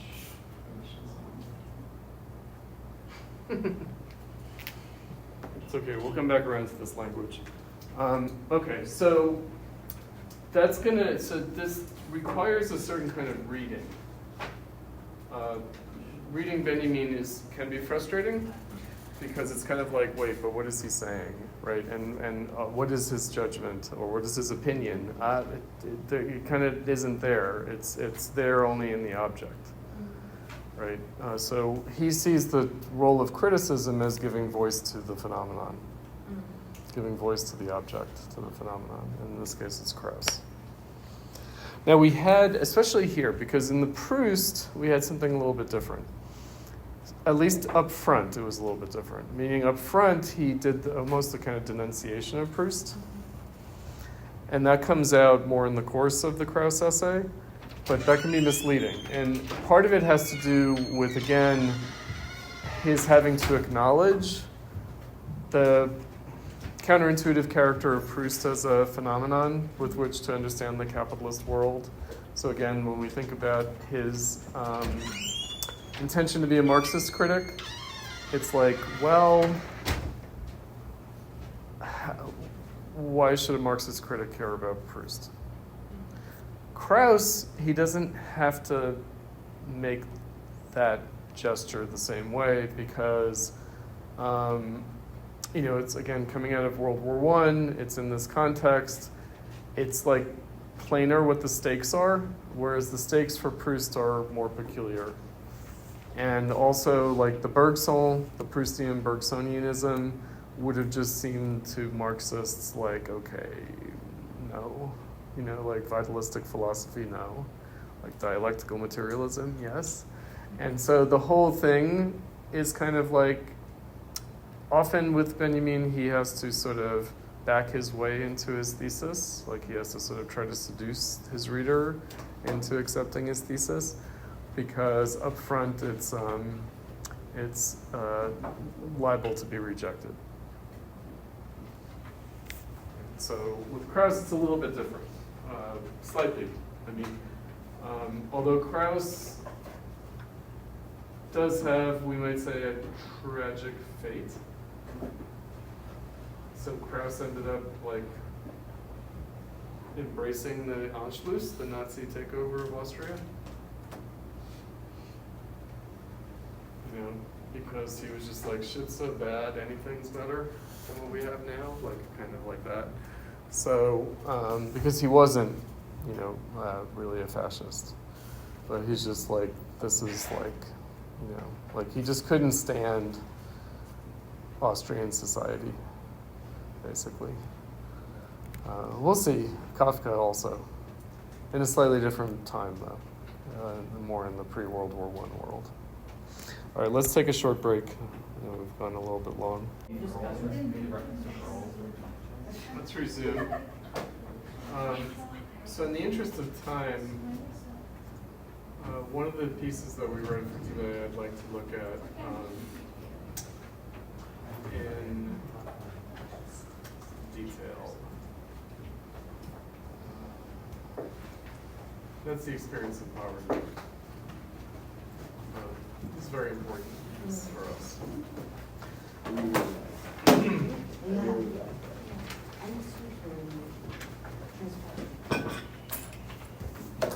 We'll come back to the Kraus, but I just want to kind of get this there, and then we'll turn to the notes that you guys posted. Our childhood anthologies used to contain the fable of the old man who, on his deathbed, fooled his sons into believing that there was treasure buried in the vineyard. They would only have to dig. They dug, but found no treasure. When autumn came, however, the vineyard bore fruit like no other in the whole land.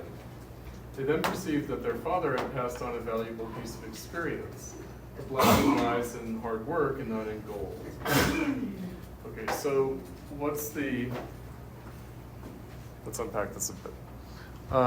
So with vines, with grapevines in a vineyard, the roots run very deep, and so you have to dig deep in order to turn over the soil, in order to kind of restore the vitality of the plant.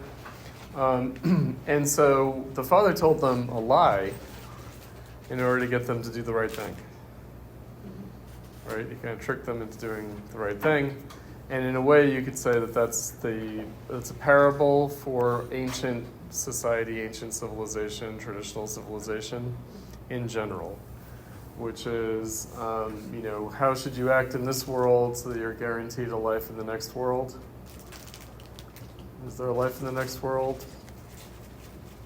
Who knows? Probably not. But nonetheless, it serves the purpose to get us to do the right thing in this world. In other words, you may not have a soul separate from your body, but you should still act in such a way as to preserve your soul. Don't lose your soul. Right? So for ancient peoples, you could lose your soul without knowing it. You could lose your soul without knowing it. It could be snatched by a witch or a warlock. Right? You could have made a bargain with the devil without even realizing it and lost your soul. Right? So.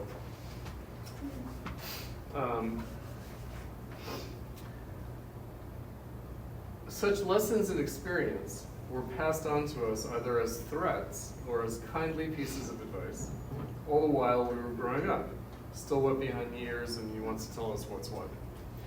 You'll find out soon enough. You'll experience soon enough.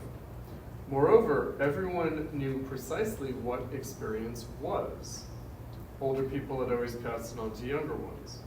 It was handed down in short form to sons and grandsons with the authority of age in proverbs, with an often long-winded eloquence as tales, sometimes as stories from foreign lands at the fireside. Where is it all gone? Who still meets people who really know how to tell a story? Where do you still hear words from the dying that last, and that pass from one generation to the next like a precious ring? Who can still call on a proverb when he needs one? And who will even attempt to deal with young people by giving them the benefit of their experience? No, this much is clear. Experience has fallen in value amid a generation which from 1914 to 1918 had to experience some of the most monstrous events in the history of the world. Perhaps this is less remarkable than it appears. Wasn't it noticed at the time how many people returned from the front in silence? Not richer, but poorer in communicable experience. And what poured out from the flood of war books 10 years later was anything but the experience that passes from mouth to ear. No, there was nothing remarkable about that. For never has experience been contradicted more thoroughly. Strategic experience has been contravened by positional warfare. Economic experience by the inflation, physical experience by hunger, moral experiences by the ruling powers.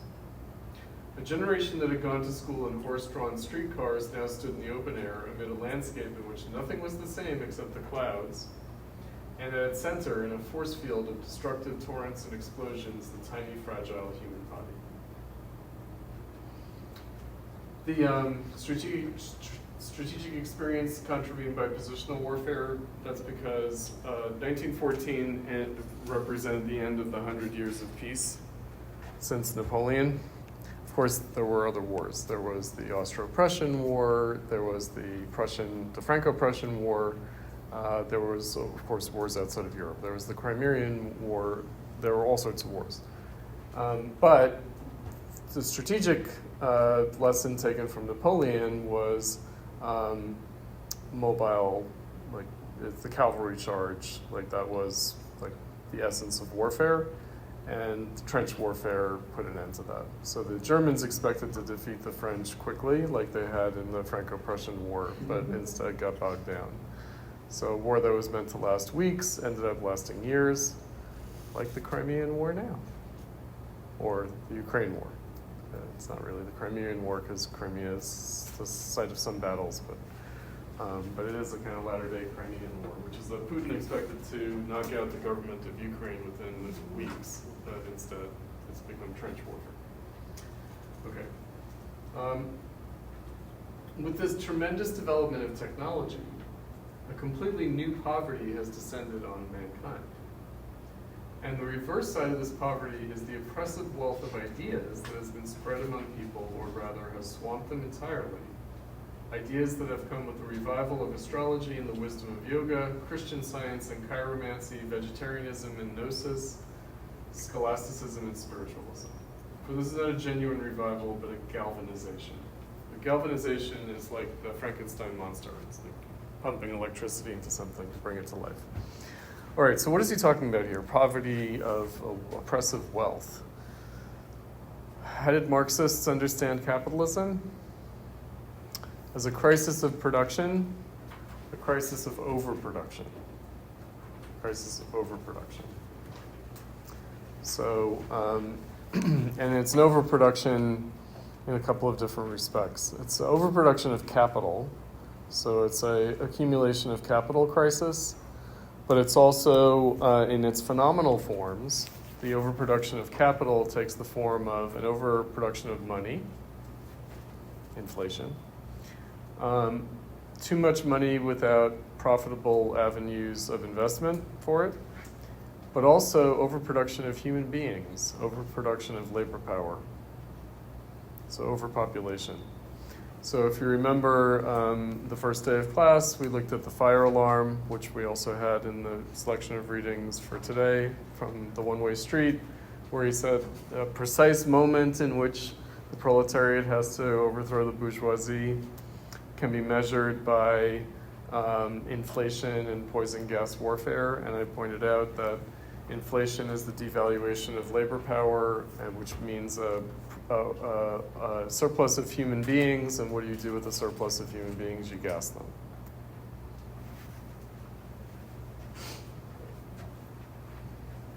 Right, so a Marxist understanding of something like World War I is that it's remarkable that a war in which tens of millions of people die in a very short amount of time doesn't bring about the end of civilization.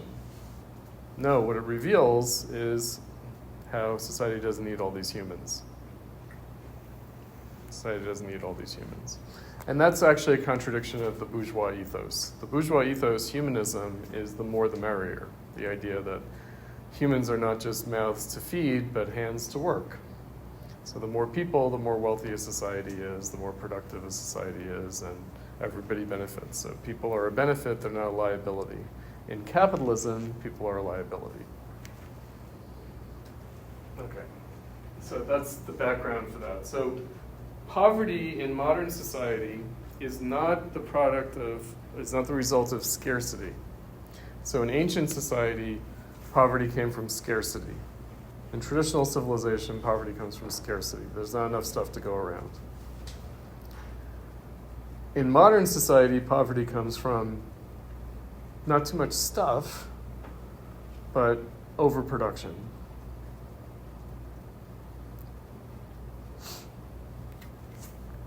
So that's a very important Marxist point that most people don't know, but is the metaphor that he's using in this essay.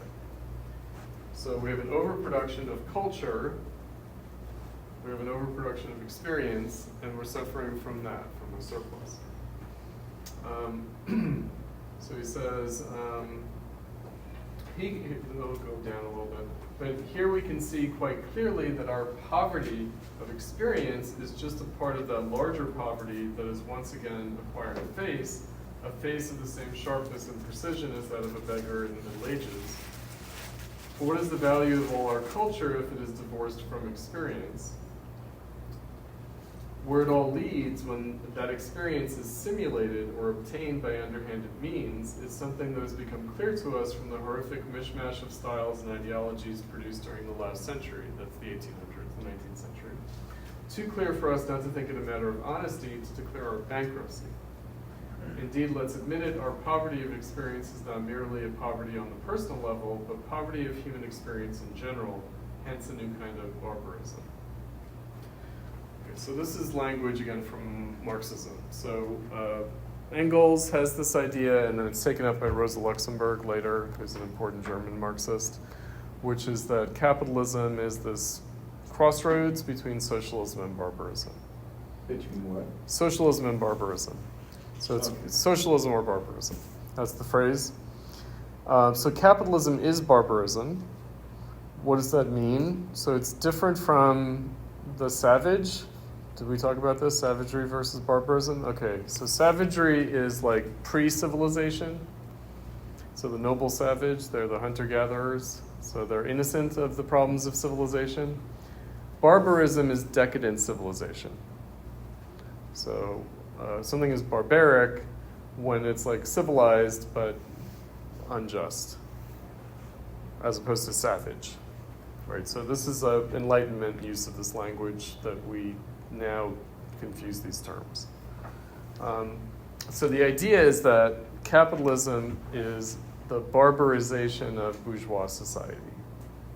It's the decadent phase of bourgeois society. So bourgeois society was this emancipation and freedom and humanism and freedom of humans qua human, but then capitalism is the decadence and decay of that. It's the barbarism of that. So here's a phrase about savagery and barbarism. So the savages don't have any laws, but they have justice, whereas barbarism is you have laws, but they don't give us justice. So we have like formal rules that the savage doesn't have, but they don't result in justice.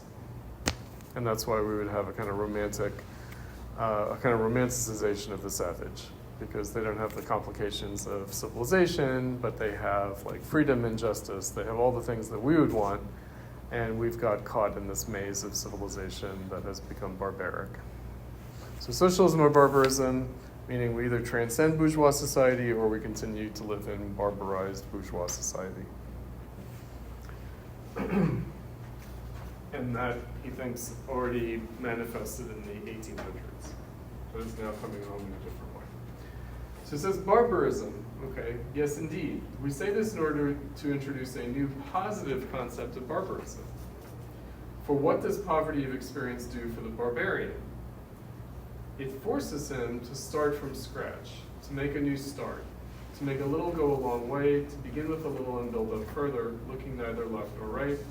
Among the great creative spirits, there have always been the inexorable ones who began by clearing a tabula rasa. So the idea is that we've accumulated all this stuff, and the only thing we can do now is try to clear it away, like tabula rasa. Start again from the beginning. They need a drawing table. They were constructors. By the way, we're going to be the two kind of thoughts, images that are related to each other, constellation and construction. Constellation and construction. We'll come back to that. Such a constructor was Descartes, who required nothing more to launch his entire philosophy than the single certitude, I think, therefore I am. Meaning, in the 1600s, why would Descartes do this cogito ergo sum thing? Because there was a long history of philosophy, thousands of years of philosophy. There was this buildup of philosophy, and he was like, I can't make sense of any of this. What's the one thing I can be sure of? I'm thinking. Right, so it was just like, let's clear out all the noise and get down to the basic thing. Right, so it's the result of too much philosophy, not enough philosophy. Right. And he went on from there. Einstein, too, was such a constructor. He was not interested in anything in the whole wide world of physics except a minute discrepancy between Newton's equations and the observations of astronomy. So by the way, just out of that discrepancy between Newtonian physics and the observations of astronomy, he developed the mathematical principle that allowed us to split the atom and change the very nature of matter and energy. That's pretty cool. And the same insistence on starting from the very beginning also marks artists when they followed the example of mathematicians and built the world from stereometric forms, like the Cubists, or modeled themselves on engineers like Paul Klee. For just like any good car, whose every part, even the bodywork, obeys the needs above all of the engine, Klee's figures too seem to be designed on the drawing board. And even in their general expression, they obey the laws of their interior. Their interior rather than their inwardness, and this is what makes them barbaric. This is just, I'm just curious. Why was Benjamin so obsessed with Paul Klee? Like, it's recurring in his writing. Like, I think last week he mentioned it somewhere too. I don't remember. Yes, in the, maybe in the Proust, possibly. Yeah, he mentions him. Mm-hmm. And then again here, and then of course in the thesis of, I forgot the complete name, but the Concept of history. Yeah, the concept yeah. of history. The Angelus Notice, yeah. The angel of history. So why is like this artist is like he's so obsessed with him? He's an important artist. Yeah, at the time, of course, but you know. like he's like the only one he mentions, like recurring. Well, he mentions the Cubists, right? And he, But not you by know. proper name. Oh, right. Benjamin doesn't write much about visual art, painting. It's kind of weird. And then he'll drop names occasionally, and then like he disparages Courbet. I don't know if did we look at Courbet? Have we read the Baudelaire in this class? No, we did not. Okay, so we haven't looked at the Courbet. And it's just one mention and total disparagement. And it's like, wait, what? So, not entirely sure, but he's into Paul Klee. I think that Klee is supposed to be like a kind of a hinge figure. Picasso would be too, between the pre and post World War I era, right? So a kind of high modernism and then like a kind of late modernism, that he would sort of be, a kind of a contemporary World War I artists, so would be exemplary in that respect, would express a crisis. Right, so exemplary, not a model.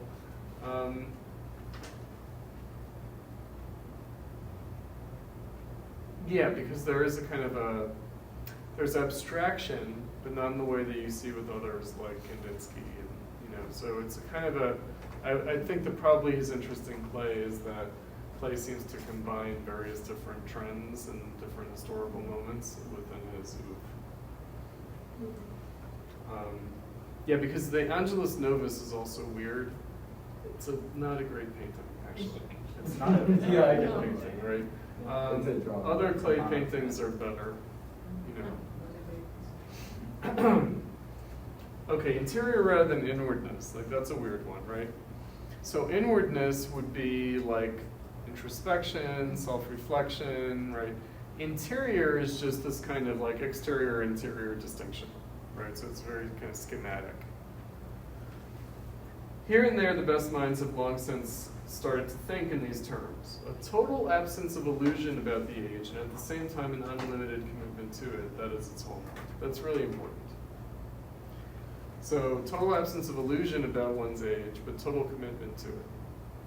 Right? So not like the romantics who feel like they're outside of time and they're nostalgic for another time, they were born in the wrong time. It's like, no, total commitment, but absence of illusion. Can you say that Benjamin is self-descriptive in this? Sure. Mm-hmm. Sure. I mean, here, yes. Destructive character, not so much. Destructive character, not so much. Although we'll see destructive character, like Brecht is one, for sure. But yeah, but he is sort of, this adds a programmatic character to it. And that's what is important. It's why it's kind of a key reading for us. It makes no difference whether the poet Bertolt Brecht declares that communism is the just distribution of poverty, not of wealth. So that's another kind of weird estrangement effect, inversion, witticism, right, Brecht? Or whether Adolf Loos, the forerunner of modern architecture, states, I write only for people who possess a modern sensibility. I do not write for people consumed by nostalgia for the Renaissance or the Rococo. A complex artist like the painter Paul Klee and a programmatic one like Loos both reject the traditional, solemn, noble image of man, festooned with all the sacrificial offerings of the past. They turn instead to the naked man of the contemporary world who lies screaming like a newborn babe in the dirty diapers of the present. All right, we've got Shearbard versus Verne and the dehumanized figures. Let's go back.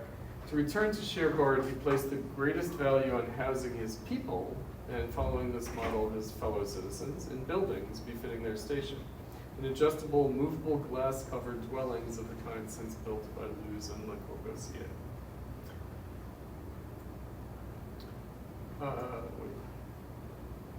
It is no coincidence that glass is such a hard, smooth material to which nothing can be fixed, a cold and sober material into the bargain. Objects made of glass have no aura. We'll come back to aura later. Glass is in general the enemy of secrets. It is also the enemy of possession. The great writer André Gide once said, everything I wish to own becomes opaque to me. Do people like Shearbard dream of glass buildings because they are the spokesman of a new poverty? but a comparison will perhaps reveal more than theory. If you enter a bourgeois room of the 1880s, for all the coziness it radiates, the strongest impression you receive may well be, you've got no business here. And in fact, you have no business in that room. There is no spot in it where the owner has not left his mark. The ornaments on the mantelpiece, the antimacassars on the armchairs, the transparencies in the windows, the screen in front of the fire. A neat phrase from Brecht helps us out here. Erase the traces is the refrain in the first poem of his Reader for City Dwellers. Here in the bourgeois room, the opposite behavior became the norm, and conversely, the interieur forces the inhabitant to adopt the greatest possible number of habits. Habits that do more justice to the interior he is living in than to himself. This is understood by everyone who is familiar with the absurd attitude of the inhabitants of plush apartments when something broke. Let me jump away. Jump ahead here. This has now been achieved by Scheerbart, erasing the traces, with his glass, and by the Bauhaus with its steel. They have created rooms in which it is hard to leave traces. It follows from the foregoing, Scheerbart declared a good 20 years ago, that we can surely talk about a culture of glass. The new glass milieu will transform humanity utterly, and now it remains only to be wished that the new glass culture will not encounter too many enemies. So we're living in the culture of glass, obviously. Poverty of experience. This should not be understood to mean that people are yearning for new experience. No, they long to free themselves from experience. They long for a world in which they can make such pure and decided use of their poverty, their outer poverty, and ultimately also their inner poverty, that it will lead to something respectable. Nor are they ignorant or inexperienced. Often we could say the very opposite. They have devoured everything, both culture and people, and they have had such a surfeit that it has exhausted them. No one feels more caught out than they by Scheerbart's words, "You are also tired just because you have failed to concentrate your thoughts on a simple but ambitious plan." Tiredness is followed by sleep, and then it is uncommon for a dream to make up for the sadness and discouragement of the day, a dream that shows us in its realized form the simple but magnificent existence for which the energy is lacking in reality. The existence of Mickey Mouse is such a dream for contemporary man. His life is full of miracles, miracles that not only surpass the wonders of technology but make fun of them. For the most extraordinary thing about them is that they all appear, quite without any machinery, to have been improvised out of the body of Mickey Mouse, out of his supporters and persecutors, out of the most ordinary pieces of furniture as well as from trees, clouds, and the sea. Nature and technology, primitiveness and comfort have completely merged. And to people who have grown weary of the endless complications of everyday living, and to whom the purpose of existence seems to have been reduced to the most distant vanishing point on an endless horizon, it must come as a tremendous relief to find a way of life in which everything is solved in the simplest and most comfortable way, in which a car is no heavier than a straw hat, and the fruit on the tree becomes round as quickly as a hot air balloon. And now we need to step back and keep our distance. We've become impoverished. We have given up one portion of the human heritage after another, and have often left it at the pawnbrokers for 1/100th of its true value in exchange for the small change of the contemporary. The economic crisis is at the door, and behind it, the shadow of the approaching war. Holding on to things has become the monopoly of a few powerful people who, God knows, are no more human than the many. For the most part, they are barbaric, but not in a good way. Everyone else has to adapt, beginning anew and with few resources. They rely on the men who have adopted the cause of the absolutely new and have founded it on insight and renunciation. In its buildings, pictures, and stories, mankind is preparing to outlive culture if need be. And the main thing is that it does so with a laugh. This laughter may occasionally sound barbaric, well and good.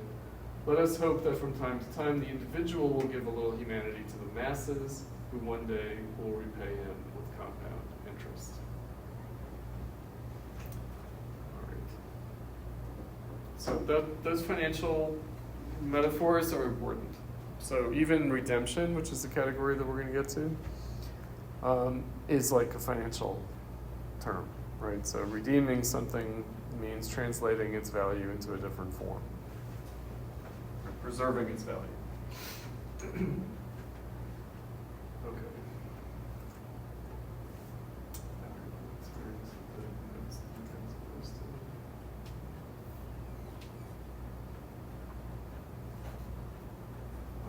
Sylvan, did you want to say some things?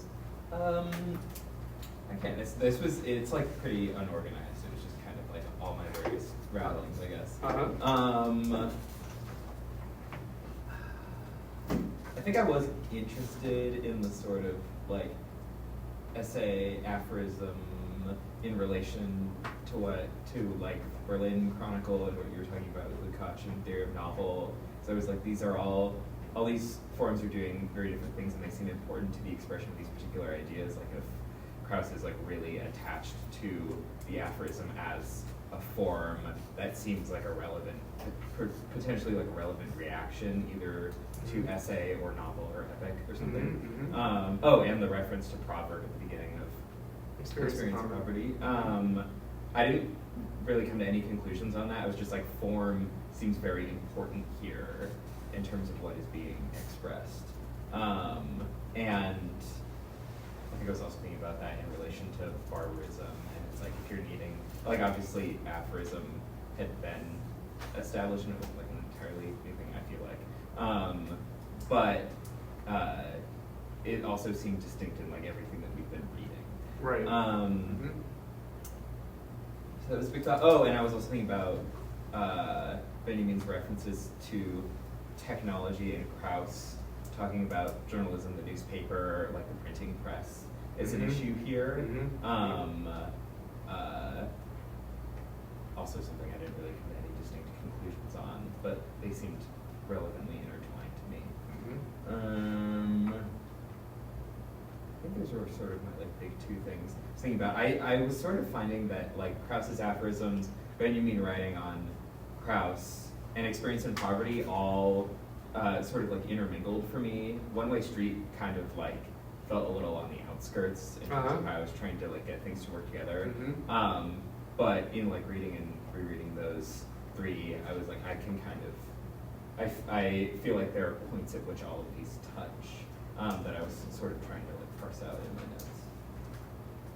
Okay, so we have as our title for this week, the character of destruction. So there's also the idea of the fragment. And the essay, so I mentioned the novel form being about the essential arc of development in which like a process of transformation takes place.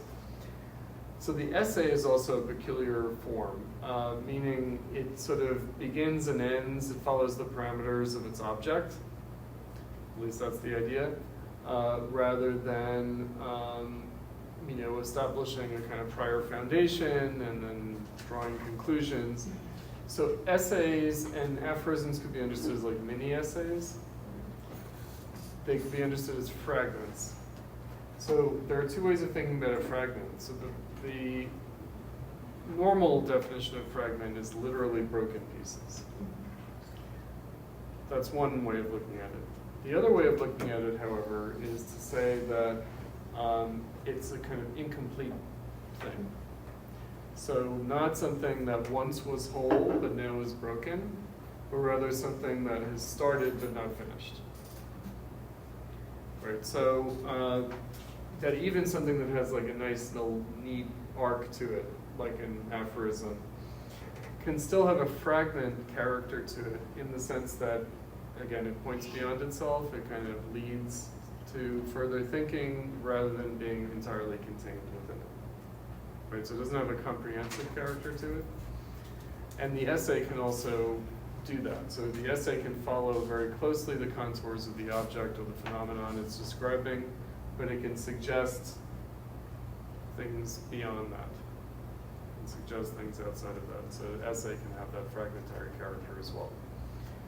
So it doesn't satisfy like a kind of criterion of completeness or comprehensiveness or thoroughness of argument, and yet it does fulfill a purpose, and maybe its point is to show that the object is incomplete, and therefore the treatment of it is incomplete in the sense that it suggests other possibilities beyond itself.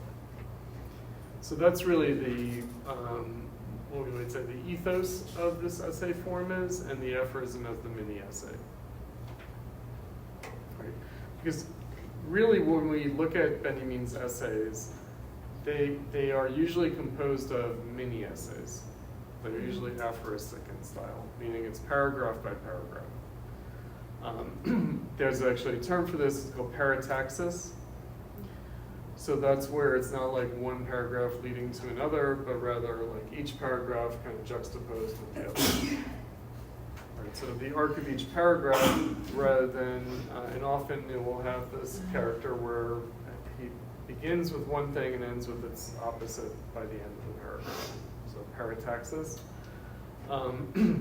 And so even the essays, which might be fragmentary, are themselves composed of these little kind of fragmentary bits. Right? But again, it's not because there would be this whole thing, except it's been broken. It's rather because one is articulating something from within a process that is not yet complete.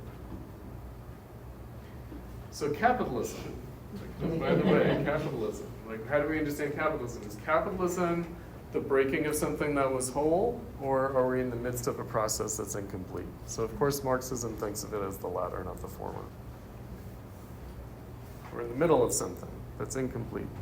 We're not just living in the wreckage of something that was whole but is now broken. That would be the romantic view. We're living in the middle of something that is transitional, that's incomplete. And therefore, our thoughts about it are necessarily incomplete because it itself, that we're part of, is incomplete.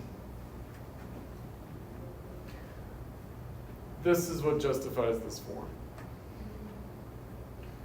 in his mind. Now, it can become a kind of gimmicky thing too, right? So it can become a kind of like, a kind of irresponsibility. It can. It can be abused. It can be abused. And I'll make another connection between Nietzsche and Benjamin in this respect. Again, when we read Nietzsche later, it will be clear. Nietzsche did think of modernity in just this way.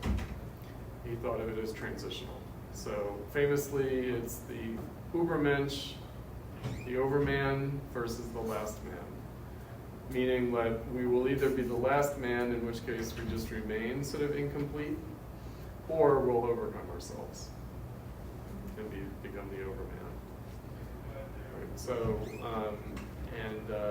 yeah, he saw his own time as like auguring a future rather than embodying itself anything. Right, so it's sort of transitioning. That's really very near and dear to Benjamin's sense of himself and the world that he's living in. Right, so from the Experience in Poverty piece, he's looking at like Adolf Loos, like the ornamenting crime and the Brecht, Erase the Traces, and he's like, okay, and the new barbarism and the Bauhaus aesthetic, what is this? Right, this is not like a new principle for like a better world. This is more the ethos of something in transition. I think, did I mention it to you? Yeah, I did. I mentioned that, like, I live in a high-rise that was not meant to last. Yeah, last week we talked about that, yeah. So it was built in such a way in the 70s before the downturn, before the neoliberal slowdown and downturn, where they just thought that it was just going to be up and up in terms of productive capacities of society, so they just thought they would be constantly building and rebuilding cities all the time. Right, that's it, that buildings would age and then you put up a new, better building. Right, but no. And you could say that that spirit was the spirit of the late 19th century until World War I was like, wait, where are we going with this again? And that one response to that trauma was this manic response. And that's the other point. So when we're thinking about the melancholia and it's flipping over into mania, Kraus has a manic response. we could say functionalism, like Adolf Loos, like Bauhaus, international style architecture is a manic response. Like just hell yeah technology, that's a manic response. Right, it's a kind of predominant response, we could say. A kind of futurism response. Because you guys know about Marinetti, the godfather of futurism. Right, it's like the point of futurism is to create the Man of Steel, and then he has like his autobiography or his manifesto that has this little autobiographical thing. So he like almost died in a car crash, right? And so the car like flipped over and blew up, and then he like was thrown into a ditch of water, and then he like comes out of the water, and he's a futurist now.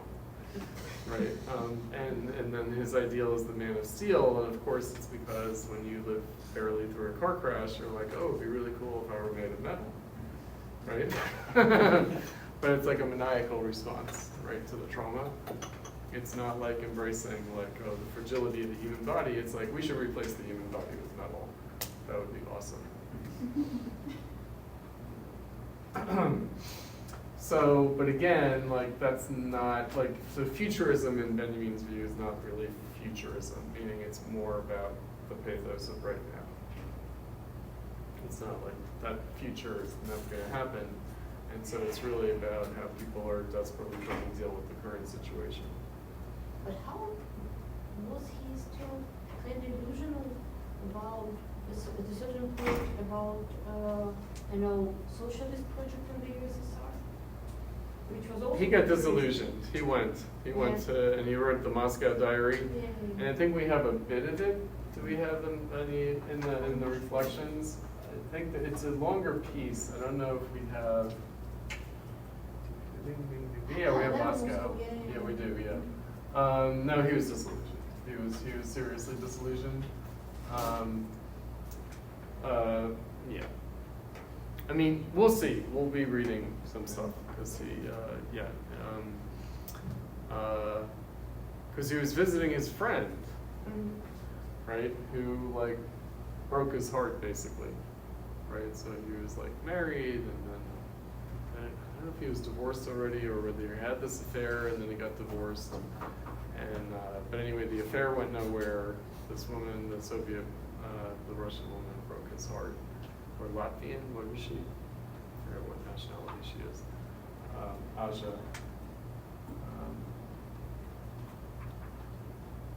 Yeah. Okay, it was written before Kraus, so. Late 20s. Yeah. Late 20s. So before the Stalinist terror, before the 5-year plan, I think. But he was still disillusioned. So in the new economic policy period in the 20s. In other words, when things weren't that bad, actually. I mean, but they were bad enough. No, because the 5-year plan is pretty crazy, and then of course the purges are crazy. Yeah. So it's a little bit pre-totalitarian. Okay, let me go back to your notes.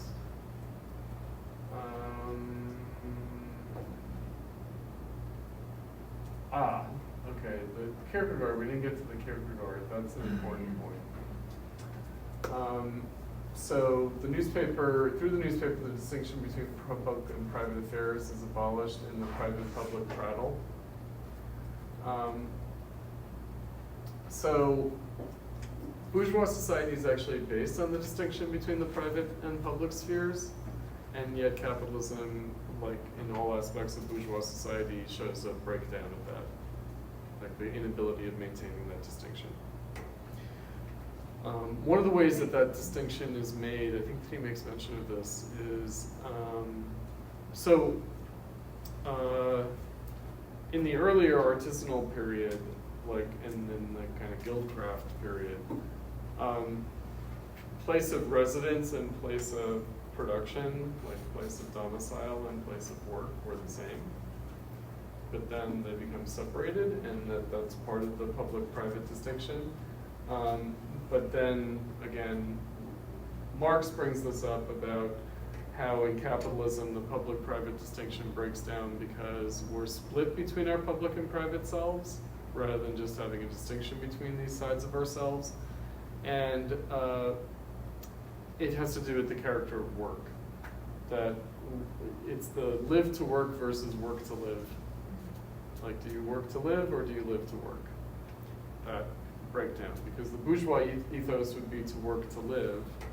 Capitalism turns it into a living to work in order to work.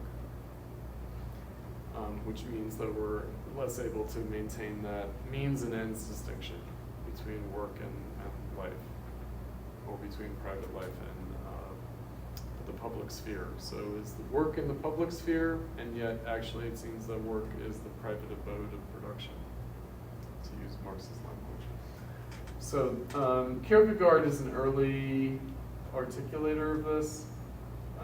Kierkegaard early 19th century as opposed to Nietzsche late 19th century, but there are a lot of affinities between Kierkegaard and Nietzsche, including on the level of the breakdown of like Protestant Christianity. And they're both, they're the sort of dual fathers of existentialism in the 20th century, Kierkegaard and Nietzsche.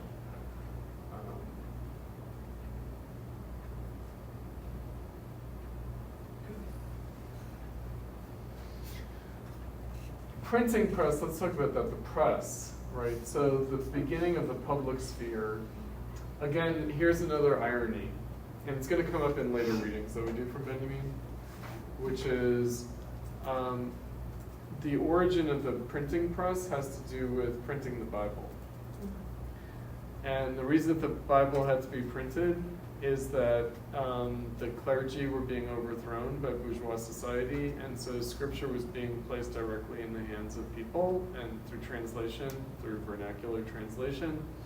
And so it was like the publishing of the Bible in a way that hadn't been the case before, but it's also the privatization of religion in a way that hadn't been the case before. In other words, religion becomes a private affair in a way that it had not been previously. Meaning that in a religiously pluralistic society like bourgeois society is, religion becomes a matter of private belief, whereas before it was an obligation of public life. And I was watching the Charlie Kirk Memorial yesterday. Wow. It was like a Christian revival meeting. It was out of hand. I didn't even know that Charlie Kirk was a Christian. Like, I just knew that he was like this debate bro kind of guy. But no, he's a Christian warrior who went to martyrdom. He's Jesus. Oh no, it's You're out of hand. No, literally, like I was just like, fuck. I was like, are they really doing this blasphemy? They are, right? And so like I was like, oh no, wow, right? And it was completely out of control. And I was just like, okay, children, it's on. It's on.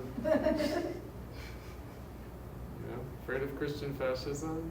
Assassinate someone, you might get Christian fascism. Like, we're pretty too totalitarian at this moment. Yeah, but it's been, the framework was there since COVID, for sure. Oh, for sure. For sure, Yeah. since COVID, for sure. We've been under this weird regime. So journalism, the press. So the news, when you can print a lot, you can put news sheets up. So broadsheet was the first form of newspaper, and then you could like plaster it in the public square. But then when you can print a hell of a lot, then it can be consumed privately in the home. Right, so the first stage is to create this bourgeois public. The second stage is to privatize that public by making it an article of consumption that's not really in the public sphere anymore. Right, that is just sort of read privately. Right, so that's again a kind of manifestation of the kind of contradiction he thought Kraus was kind of crucified on, for want of a better term. Speaking of Jesus. Now the problem with Protestantism is that it's what would Jesus do? Which is the total opposite of Christianity. Meaning Jesus, you can't do what Jesus did. Like it's a virgin birth, he rose from the dead. No, what would Jesus do? Wait, what? Whereas they were doing that for sure. It was definitely like Charlie Kirk. It was doing what Jesus would have done. And it's like, yeah, that's a blasphemy right there,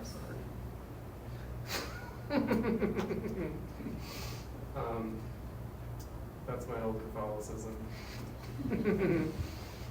Or you can't walk on water, you can't turn like water into wine, you can't produce like bushels of fish out of nothing.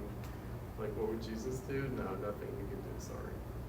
Not like that. But we're living in a Protestant world anyway, right? So whatever. Yeah, bourgeois society.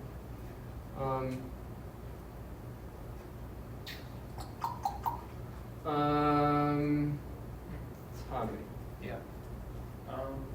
I think I was struck by the glass has no aura. I had questions about like glass as culture and the smoothness of culture and how that's different than material culture or like these objects that represent culture. So I was a little like perplexed on if there is a consensus of if culture has an embodiment from this argument.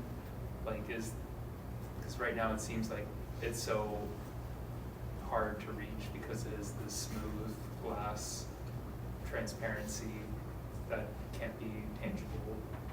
But I think that's also contradictory to like, you know, the field of material culture that like advocates for objects to be, you know, be able to be destroyed or, you know, preserved as ways of keeping culture alive.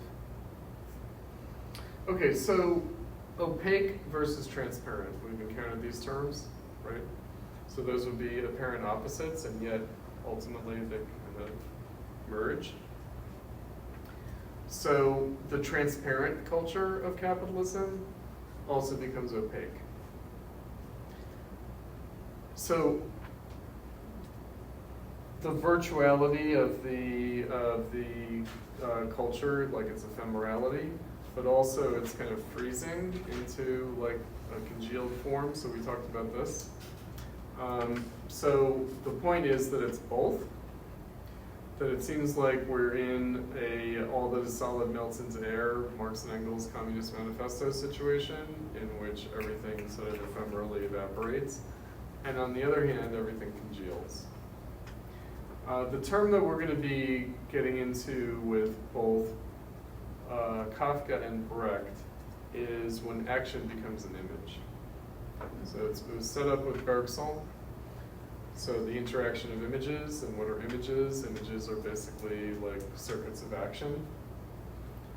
Right? So it's the kind of interaction of interactions, right? And matter is an aggregate of images, meaning matter is defined like materially by all the different interactions it can sustain, it can manifest. Right, so again, for Benjamin, Bergson's philosophy would be at that point of contradiction between like this kind of very concrete materialistic and a more abstract kind of vital energy kind of account of things.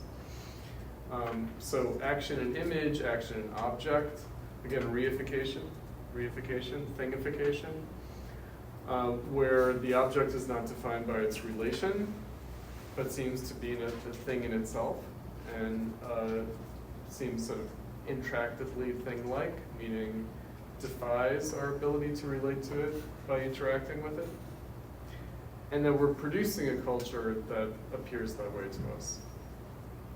Right? And now we might be doing so precisely by trying to make everything virtual, ephemeral, transitory, right? Erase the traces.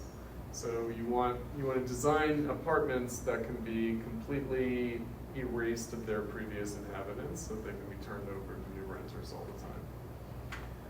Right? And is that really possible? It's not really possible, but we try. Right? So it's why are we trying to do that? Right? Why, when you move into a domicile previously inhabited, why aren't you stepping into the history of its habitation? Why are you trying to reset it as if time is starting anew? So that's really the issue with respect to like that we objectify time in such a way as to annihilate time, right? To sort of restart time each and every moment. So again, the question is, why are we doing this? So he's characterizing it, Benjamin, but he's also posing the question of why is it so? It hasn't always been so, and more importantly, it may not always be so. Right, so I think the difficulty for us, especially reading like Benjamin 100 years later, is it's hard for us to grasp capitalism as transitory when it seems like it's our permanent, unchangeable condition. Right, so this is not meant to be an end point, and yet it seems to have become an end point. Right, so I think that's the difficulty. When we're dealing with like contemporary phenomena, yeah. Oh, by the way, this one you don't even live once, right? Rather than you only live once, it's YOLO, right? It's you don't even live once.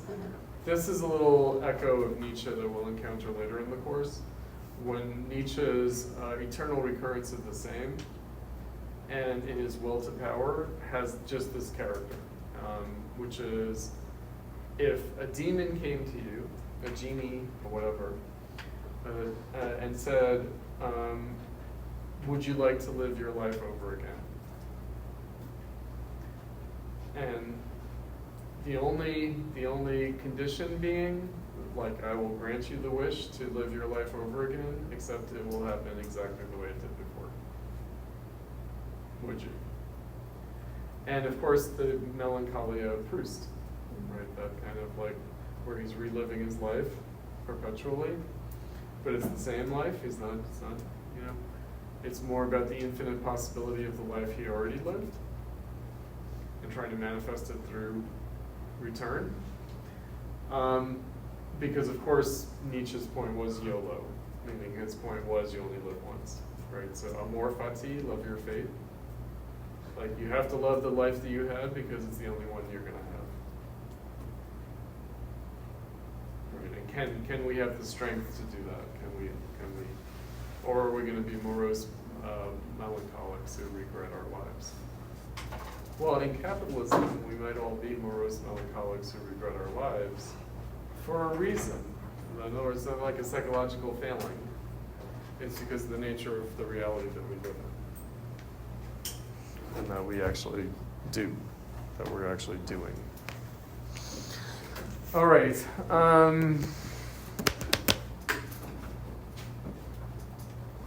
We'll see how these ideas play out with Kafka. Sorry I didn't get through all the notes.